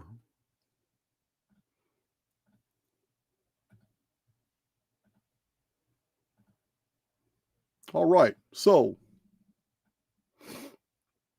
now it's smooth sailing because we got a lot to show. I'm trying to figure out what happened to my coffee, man. You can't rely on face diaper. I think I hear his voice. He's out there talking to somebody. It's all right. I got water. I'll survive. You suck, OG.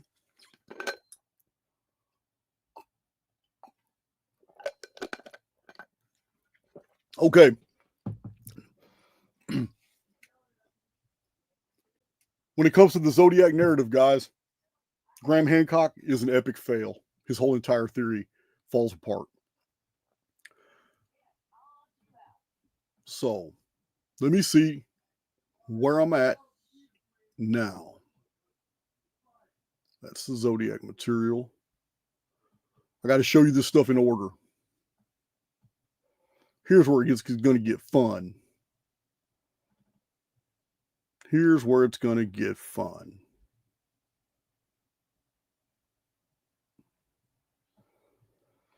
So we saw his claims that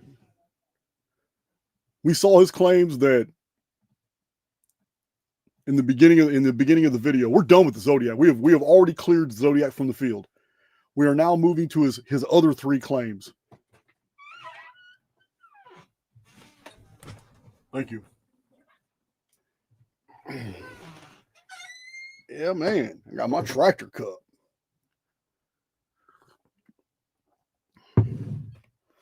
All right.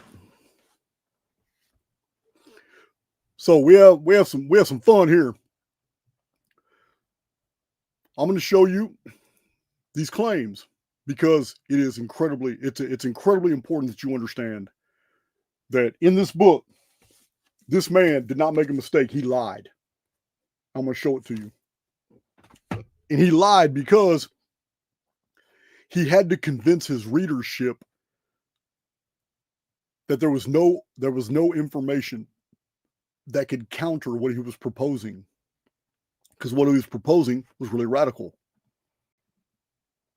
So let's look at this right here. I'm going to share my screen. Oh, we got some cool stuff to look at now.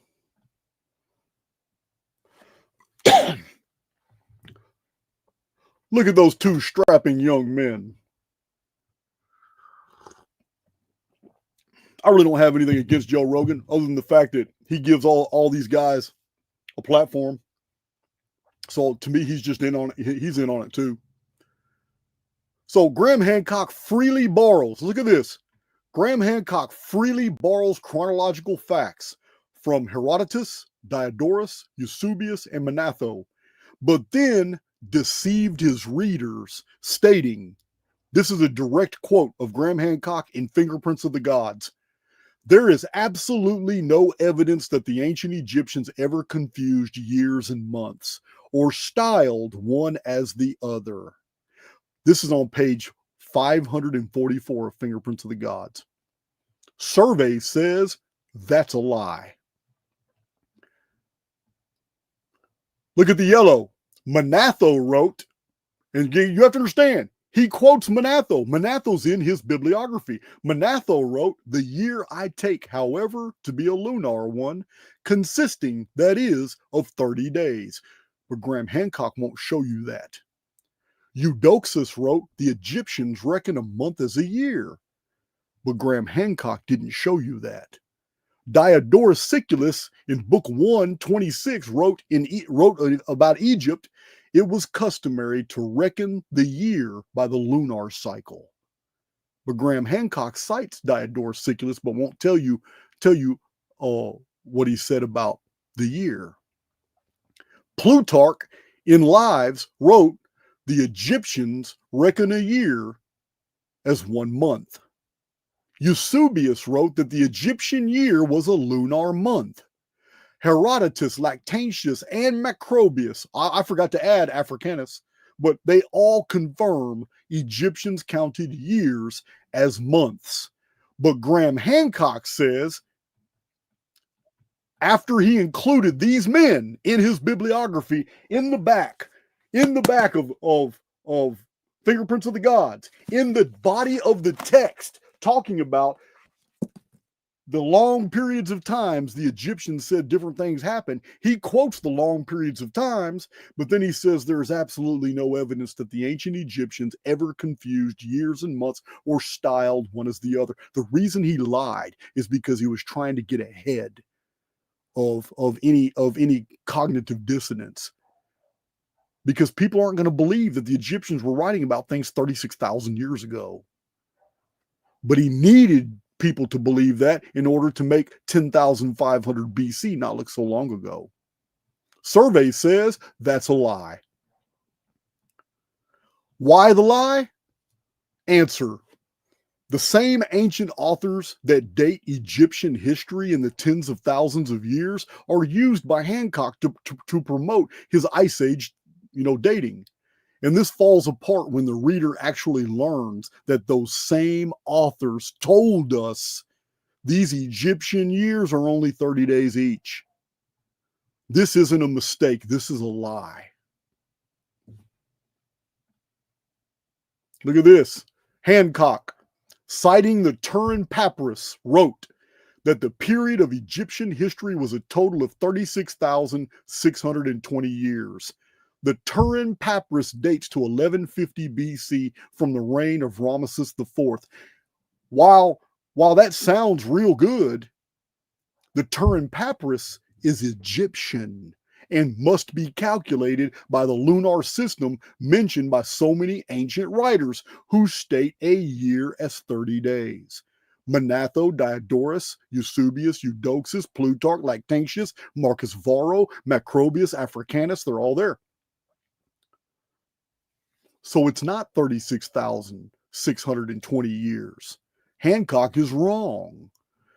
When applying the Egyptian lunar reckoning, the 36,620 years is only 3,051 solar years. And this shows that the Turin Papyrus places the start of the gods at about 4,000 BC.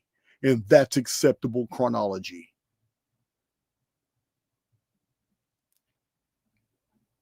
The chart way over here on the right, you can see. You see all these dates and the arrows to the yellow circle? The yellow circle is 5,100 years from the start of Egypt is the entire historical record. Right there. However, Graham Hancock wants you to believe in this white oval. This white oval goes all this black arrow at the top, 36,620 BC question mark. This black arrow points at the date Graham Hancock wants you to believe the term papyrus is trying to tell you, without using Egyptian reckoning like he was supposed to, like he was told to by all these men. Here's another one. Hancock, citing Diodorus Siculus, wrote that the period of Egyptian history was a total of 23,100 years, and Diodorus correctly informed his readers that the Egyptian lunar year was a period of 30 days, but Hancock makes no mention of this in his book. In this book, he's quick to tell you that Diodorus wrote of a 23,100 year period told to him by the Egyptians, but he's quick to not put in here that Taco Bell is dated 10,500 BC. You get my meaning?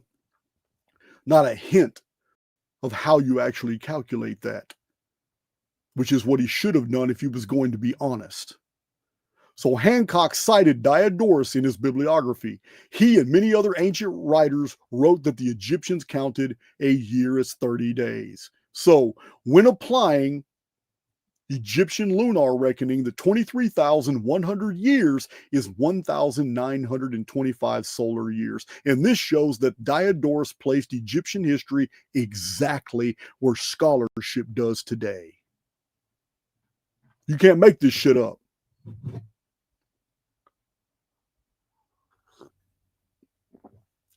Funky beat, hang around, man. Funky beat, you need to hang around. You're asking the same question everybody else is. Why lie? So Hancock is wrong. Why lie, though? I'm going to address that. And I think you're going to find it's a qualified answer at the end of this video. Here's another chart.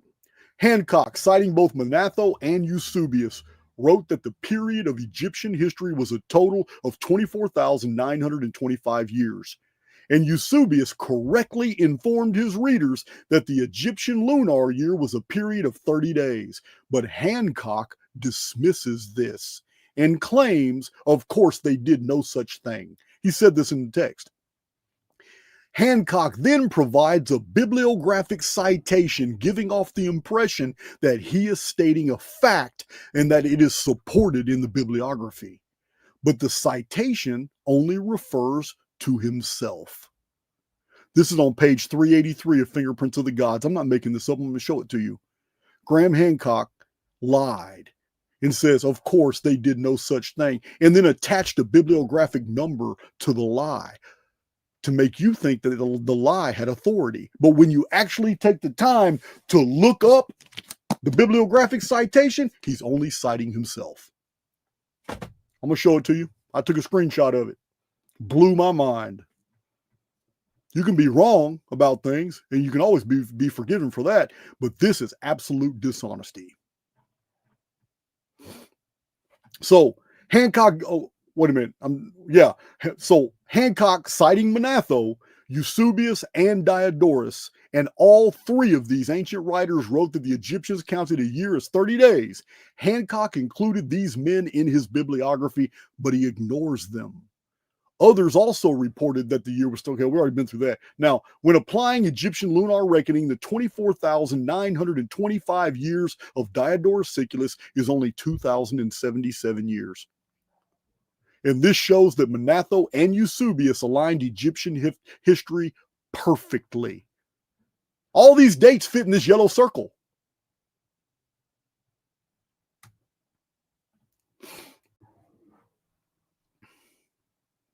All right, hold on. I got to get to let me get to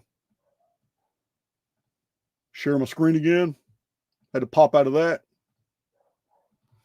This is the bibliography of Graham Hancock. he made the statement that it's not true that he said there is no evidence whatsoever. It is not true that the Egyptians counted a year as 30 days. Then he provides a bibliographic citation. It's in chapter 43. When you look up the citation, it's right here. This is Fingerprints of the Gods. That's the citation. And this is what it says. There is absolutely no evidence that the ancient Egyptians ever confused years and months or styled one as the other. Guys, that's Graham Hancock speaking. He's not citing a source. When you see ibid right here, ibid is a reference meaning that wherever this data comes from, it comes from the source mentioned above. So if there's no book or citation here, then it's from the above citation, talking about the Egyptian years and months. So in the text of Fingerprints of the Gods, he's citing Manetho and Eusebius, and then claiming Eusebius is wrong and that there's no evidence anywhere that the Egyptians factored days and months, even though Manetho said they did. When you look up the citation, you would think to see a scholar, you would think to see a reference where Graham Hancock got this fact that there's no evidence, but instead you get Graham Hancock saying there is no evidence, absolutely no evidence that the ancient Egyptians ever confused years and months or styled one as the other. Then you have a colon here. See the semicolon? And then ibid refers to Manetho. This is very deceptive. It's very deceptive. He cited himself as a reference.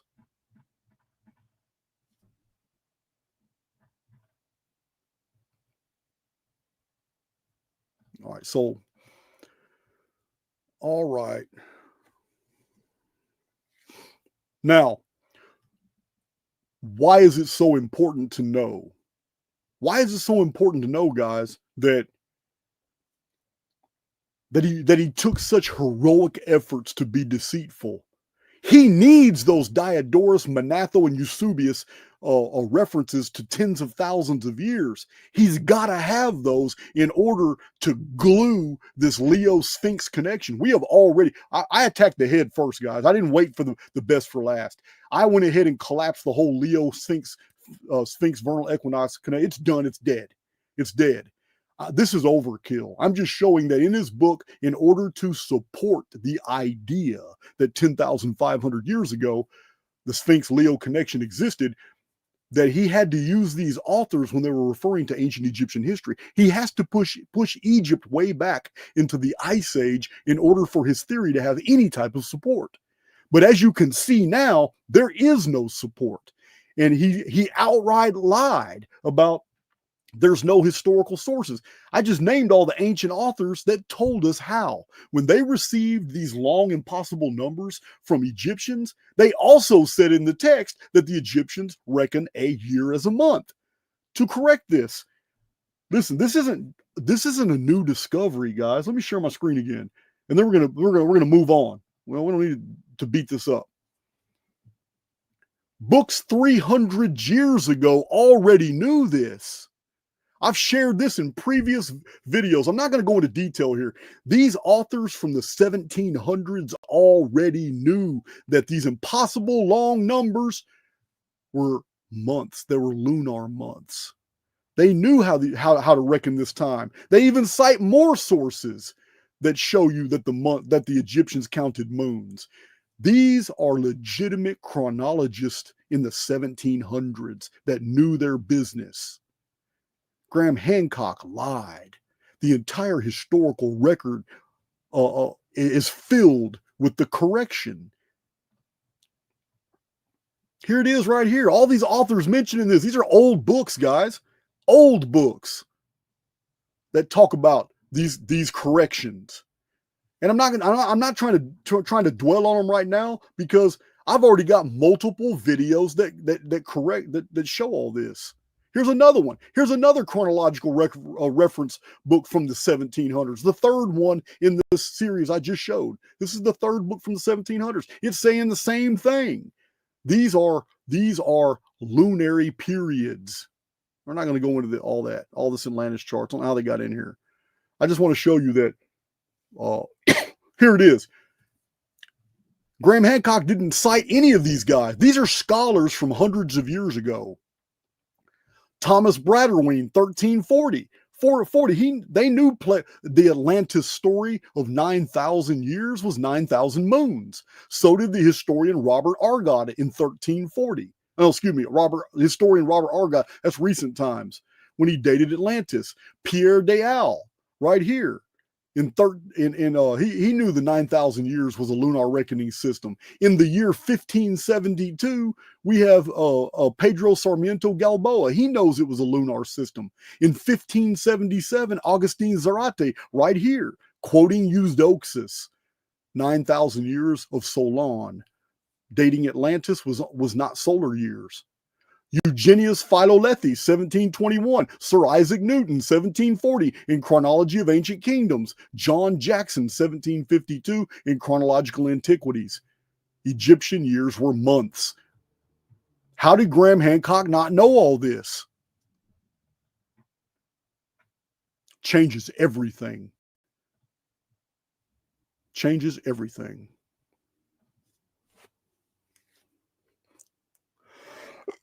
So, what we got here? Oh, I do have a little something to share. Yeah, man. All right, so we covered those. Now, we have two charts in a small little video clip about Atlantis, because he uses Atlantis as evidence of the 10,500 BC dating of the Sphinx. We've already collapsed that. We've already collapsed the whole long periods of Egyptian time, but we still have to deal with the Atlantis deal. Let me show you this, and it won't even take a minute, but it's new material you need to see.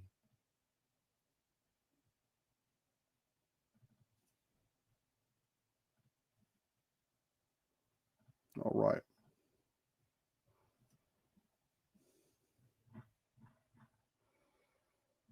So, Hancock attempts to use Atlantis dating error to support a civilization X theory for the Younger Dryas period. Look at this chart. Do you see where the civilizations of antiquity are? Egypt, Harappa, Sumer, Pumapunka, China. And then later on, centuries later, we have the development of Babylonia, Elam, the Hittites, Tiwanaku, right here. This is civilization way back here. Hancock dismissed the fact that Egyptians counted a year as 30 days, as told to us by Eudoxus, Manetho, Diodorus, Plutarch, Marcus Varro, Eusebius, Lactantius, and Macrobius, and I forgot Africanus. In order to place Atlantis' war with Athens, Greece, 8,280 years before it actually happened in 1320 BC. So Solon's 9,000 years in Say's reckoning is 750 solar years to produce a date of 1320 BC for the war with Athens. This is smack dab in the middle of the Sea People's invasions of the Mediterranean. The corrupted 9,600 BC date for Atlantis is 6,600 years before Egypt began, though Egypt existed in Plato's Atlantis narrative. Do you see the anachronisms here? Graham Hancock's dating is an epic fail. Again, you guys have seen this one. It's just another way of looking at the Atlantis narrative. Epic fail. All right. So,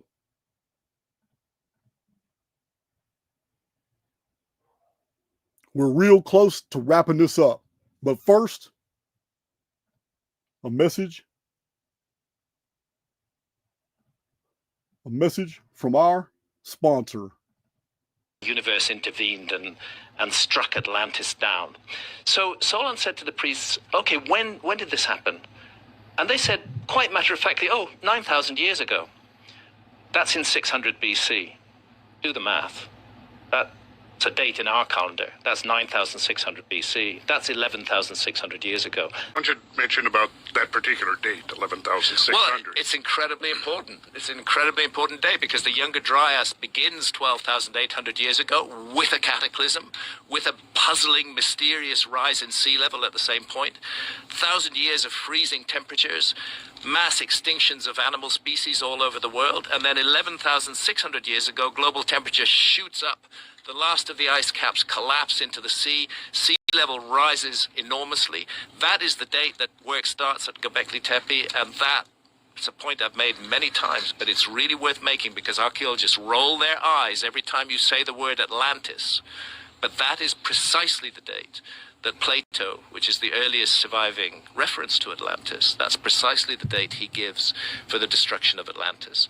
And as we look into it further, we find something else, that Plato puts a date on the destruction of Atlantis. He says Atlantis was submerged beneath the waves in a huge global cataclysm 9,000 years before the time of Solon. That gives us an absolute date for this. Then Solon asks, when did this happen? And the priests say, they're very relaxed about it. They say, 9,000 years ago. So immediately we have a date that we can put to our calendar. 600 BC, he makes the visit. 9,000 years before that, that's 9,600 BC. Give or take 23 years, that is 11,600 years ago. That's when Göbekli Tepe is built. That's when Meltwater Pulse 1b begins to flood the world oceans. And again, my critics will niggle away at the edges of this and say, well, Meltwater Pulse 1b unfolded over 300 or 400 years. If you average it out, it wasn't that much in any one year. But who says it happened at average rates? Who says there wasn't a big rise and then a smaller rise? You know? These things are very annoying. So Solon said to the priests, okay, when did this happen? And they said, quite matter-of-factly, 9,000 years ago. Quite matter-of-factly, 9,000 years ago. 9,000 years ago. Plato repeatedly states that it is a true story. And as we look into it further, we find something else, that Plato puts a date on the destruction of Atlantis. He says Atlantis was submerged beneath the waves in a huge global cataclysm 9,000 years before the time of Solon. And Solon asked those Egyptian priests, when did this happen? And they said, 9,000 years ago. Well, do the math. That's in 600 BC. That's 9,000 years before 600 BC. We call that 9,600 BC. That's 11,600 years ago. That's exactly the date of the end of the Younger Dryas, and it's exactly the date of what is called Meltwater Pulse 1b, one of the biggest single rises overnight in sea level that ever occurred. So if Plato made it up, it's really weird that he picked a date that is precisely a date that coincides with the latest geological evidence on cataclysmic sea level rise at the end of the Ice Age. Plato is the earliest surviving reference we have to this great lost civilization of prehistory that he referred to as Atlantis. The source, the earliest surviving source for the tradition of Atlantis, is the highly respected figure of Plato. And he passes it down to us in dialogues called the Timaeus and the Critias. Yeah, man, that clip never gets old.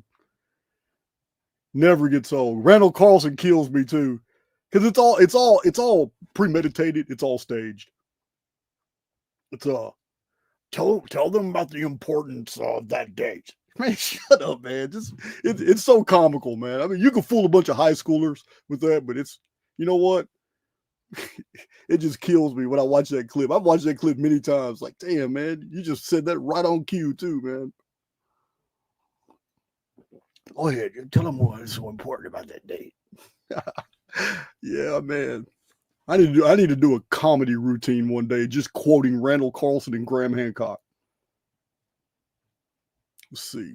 So, all right, we're gonna move on. We're done with. There is no evidence whatsoever that the Egyptians knew anything about the precessional cycle, 25,000 years. There's no association to Leo. They didn't even know a Leo. It was the Great Sickle. Just like in Babylon, they didn't even know a Leo. Yeah, before 1100 BC, there's no lion in the Babylonian astronomy. It is a dog, the great dog. So, yeah, epic fail for Graham Hancock across the board. It's epic fail. And it's only two data sets, the Zodiac and how Egyptians counted time. Those two data sets alone collapse his entire thesis. The problem with that is we're left with a major issue. All these guys got their own theories, but they all built it off of the main misinformation of Graham Hancock. Yeah, these aren't the only books. I just got tired of ordering books, a bunch of books that I'm just not gonna, I don't want to keep. Yeah, one of these days I'm probably gonna do a book burning because these got to go. These got to go.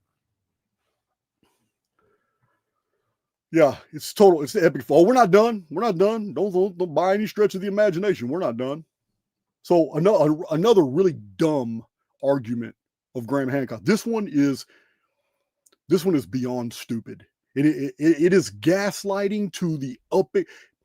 I'm going to tell you now, it is my personal opinion that only someone who has brainwashed themselves into believing that they are far more intelligent than they actually are, a true Dunning-Kruger.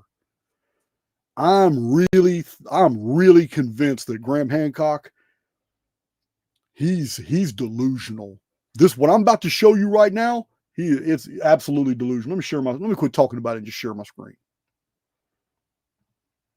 I'm telling you, anybody who dates Taco Bell to 10,500 BC is somebody that we really need to pay attention to.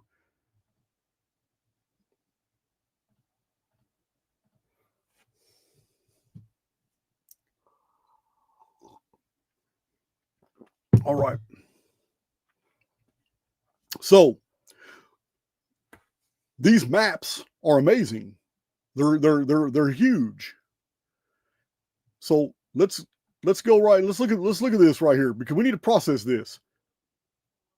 Graham Hancock asserts that 500-year-old maps showing ice-free Antarctica are copies of copies dating from the Ice Age to support his theory.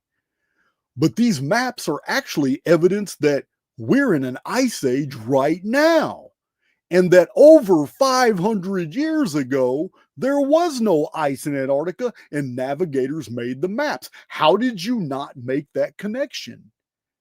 It boggles the mind that in order to find evidence from anywhere that will support your 11,000-year thesis, that you would actually gaslight the public into believing that 500-year-old soft fabric delicate maps could survive as copies of copies dating all the way back to the Ice Age in 7,500 years before there were any written records, but these maps survived.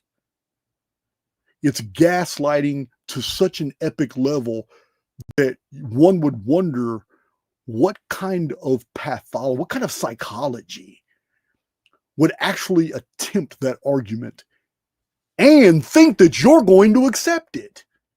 It blows my mind. These 500-year-old maps showing an ice-free Antarctica are because sometime recently, before 500 years ago, there was no ice in Antarctica. But I understand if you're brainwashed like Randall Carlson into the uniformitarian model, you can only think within that box. Yeah, uniformitarians have a box. They can't think outside of it. And one of the tools that was put in that box for them to use is that the Ice Age was 10,000 years ago. Therefore, when they see maps that are verifiable, that show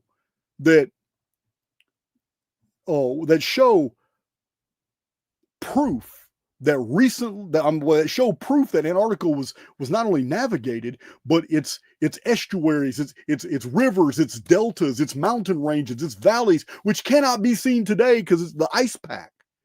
But they were known in 500-year-old maps.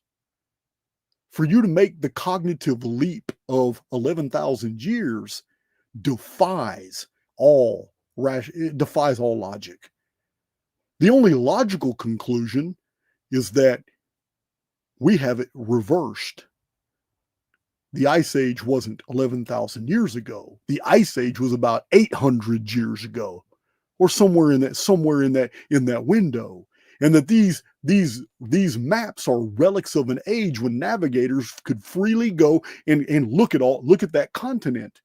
We're in an ice age now. How did you not know that? There's 2-mile high ice caps at the poles. How did you not make that connection that the ice age is right now? Yeah, I don't get it, man. I just don't get it. I don't get the duplicity. It's like Graham Hancock reaches out to find anything that's even a gossamer of hope that he can push this narrative of 11,600 BC. It's crazy. Doesn't even make sense. Doesn't even make sense. So we're not going to go into it. I'm just going to share my screen right here just to illustrate a point. We have already destroyed Graham Hancock's entire thesis. It's done. And all the people that have attached that, all the people that hitched to his wagon. So you guys know this is just a chart on the Archaix chronology. So in the Archaix chronology, you see right here, 2239 BC. And my Archaix veterans that have been watching my channel, you know the innumerous videos that I have shown from multiple different vantage points in history, in science, in chronology, in tradition, in religion, showing that this is the exact date for the Typhon flood of Noah and the collapse of the vapor canopy. This is the flood of the great. This is the great flood. And I'm willing to debate that with anyone who thinks that they're qualified. Because the chronological information to show that the month of May 2239 BC is the biblical flood. It is also the date of the Chinese flood. It is the date of the flood that is known in worldwide traditions. This is the flood date. But Graham Hancock and all his partners here all want to tell you that the Great Flood is the Younger Dryas period, the Ice Age. There are no traditions whatsoever. I even called Jimmy Corsetti out on the fact there's no ice.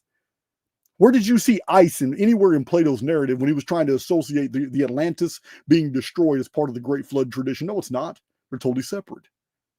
Absolutely separate. Where do you see ice and snow anywhere in Plato's narrative? So I'm not going to go into the detail because it's not necessary. It's not necessary. He just mentions it, that the Great Flood was in the Younger Dryas period, but it's untrue. And none of these men are willing to debate that issue. None of these men are willing to debate anything. But I just wanted to cover that because that's one of his claims. So let's move away from that. And now let's answer the question that's on everybody's mind. To sum up this video, you've been asking me for weeks, why? Why the lie? So let's go ahead and I'm going to show the screen. Let's go ahead and go right through it. Why the lie?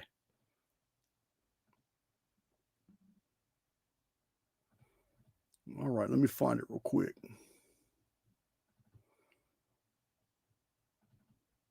All right.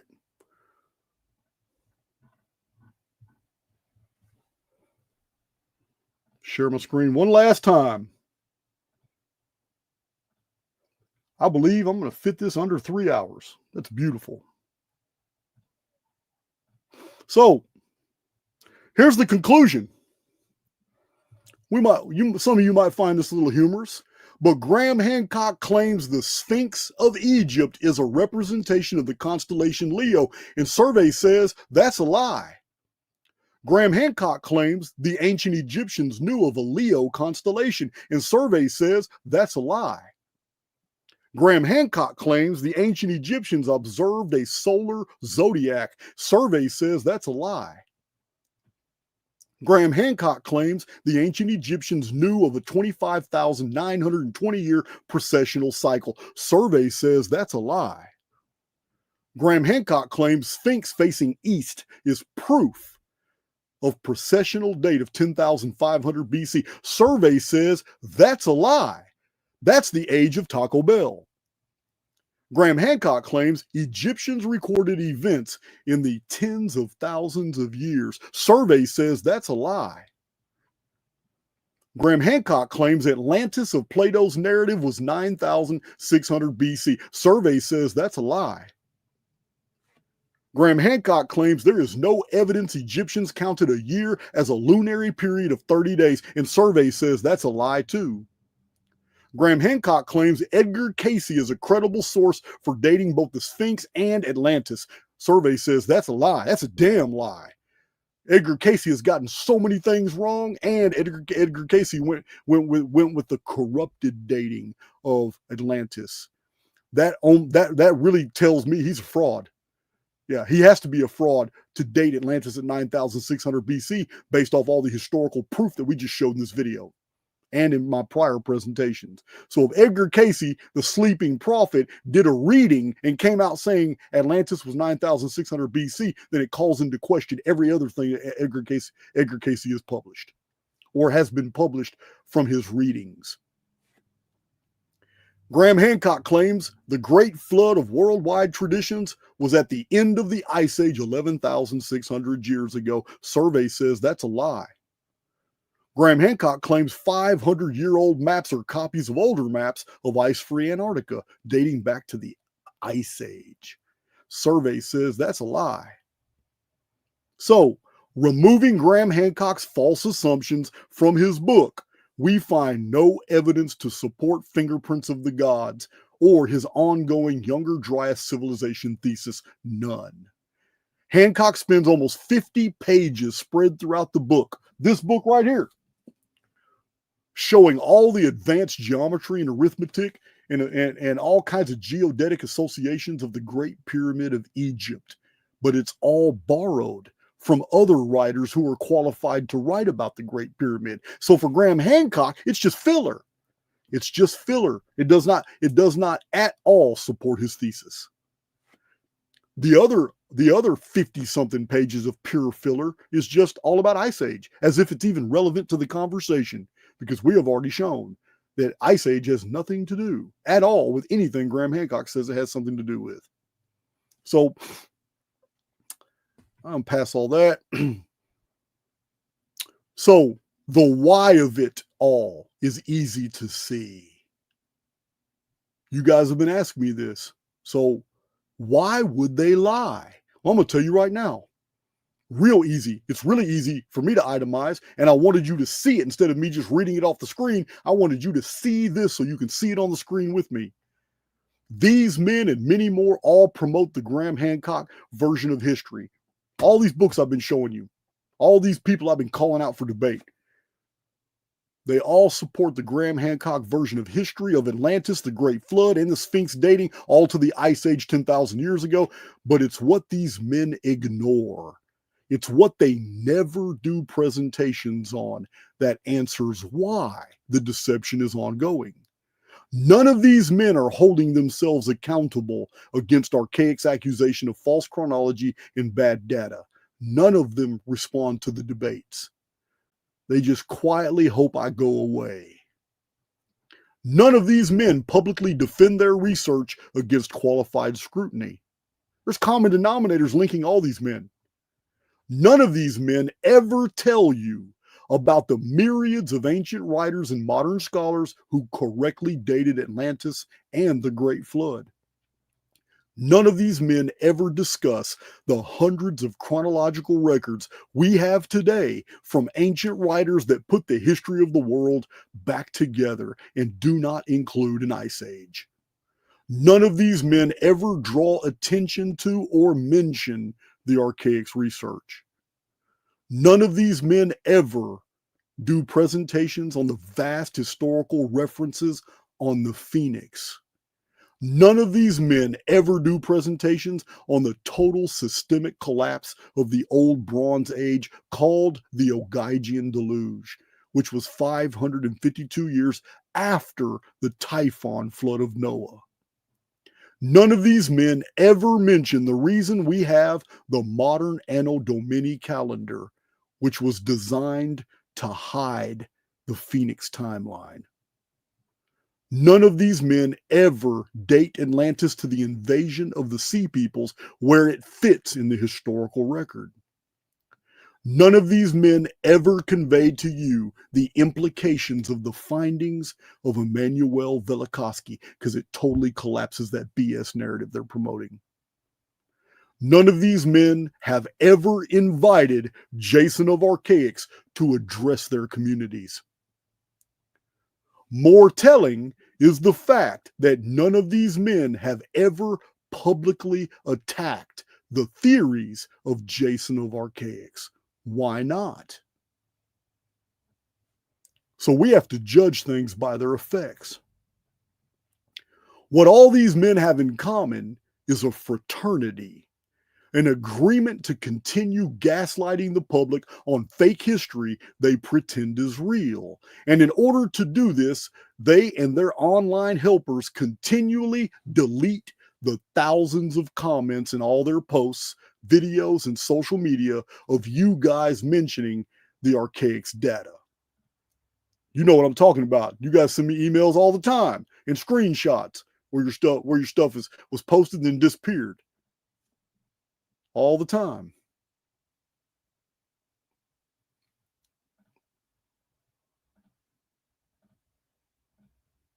Share my screen real quick again.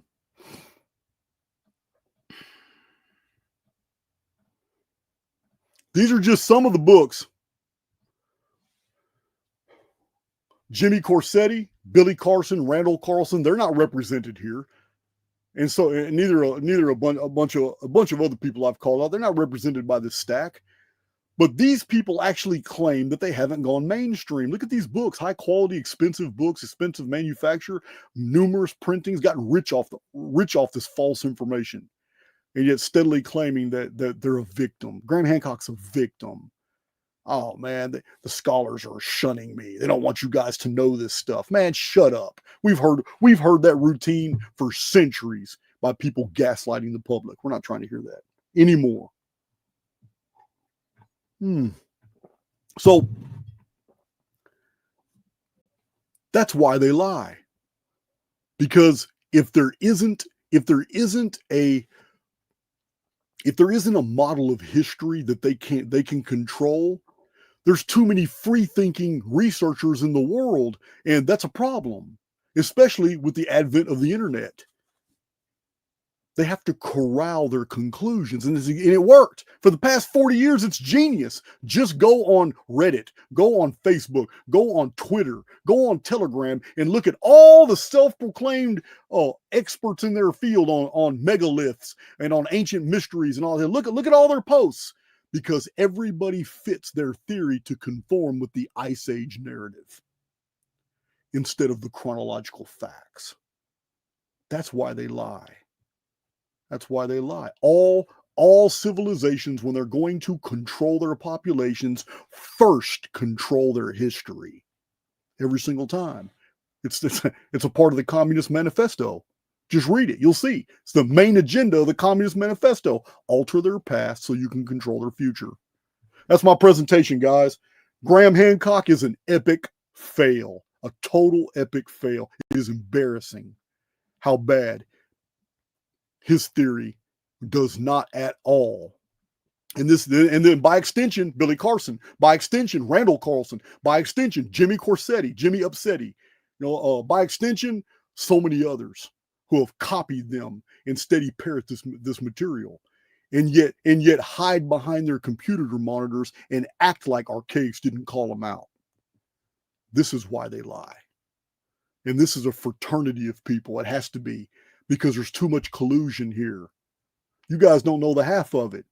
You just don't know the half of it. I've been blacklisted. There's a whole lot of people out there emailing each other talking about do not entertain, do not go on Jason of Archaix's show, do not invite Jason of Archaix to your show. This is a massive amount of communication behind the scenes. I'm telling you guys, but I'm not taking any prisoners. I'm not done. I still got 500 videos left in me. And this is by far not the only exposition I'm going to do. I got more. I might spread my wings out and start reaching other people, because I'm done with Graham Hancock. Absolute complete collapse of his entire thesis in one single video right here. I love you guys, but I'm going to go ahead and check out. This video is done. Absolutely done. Until next time.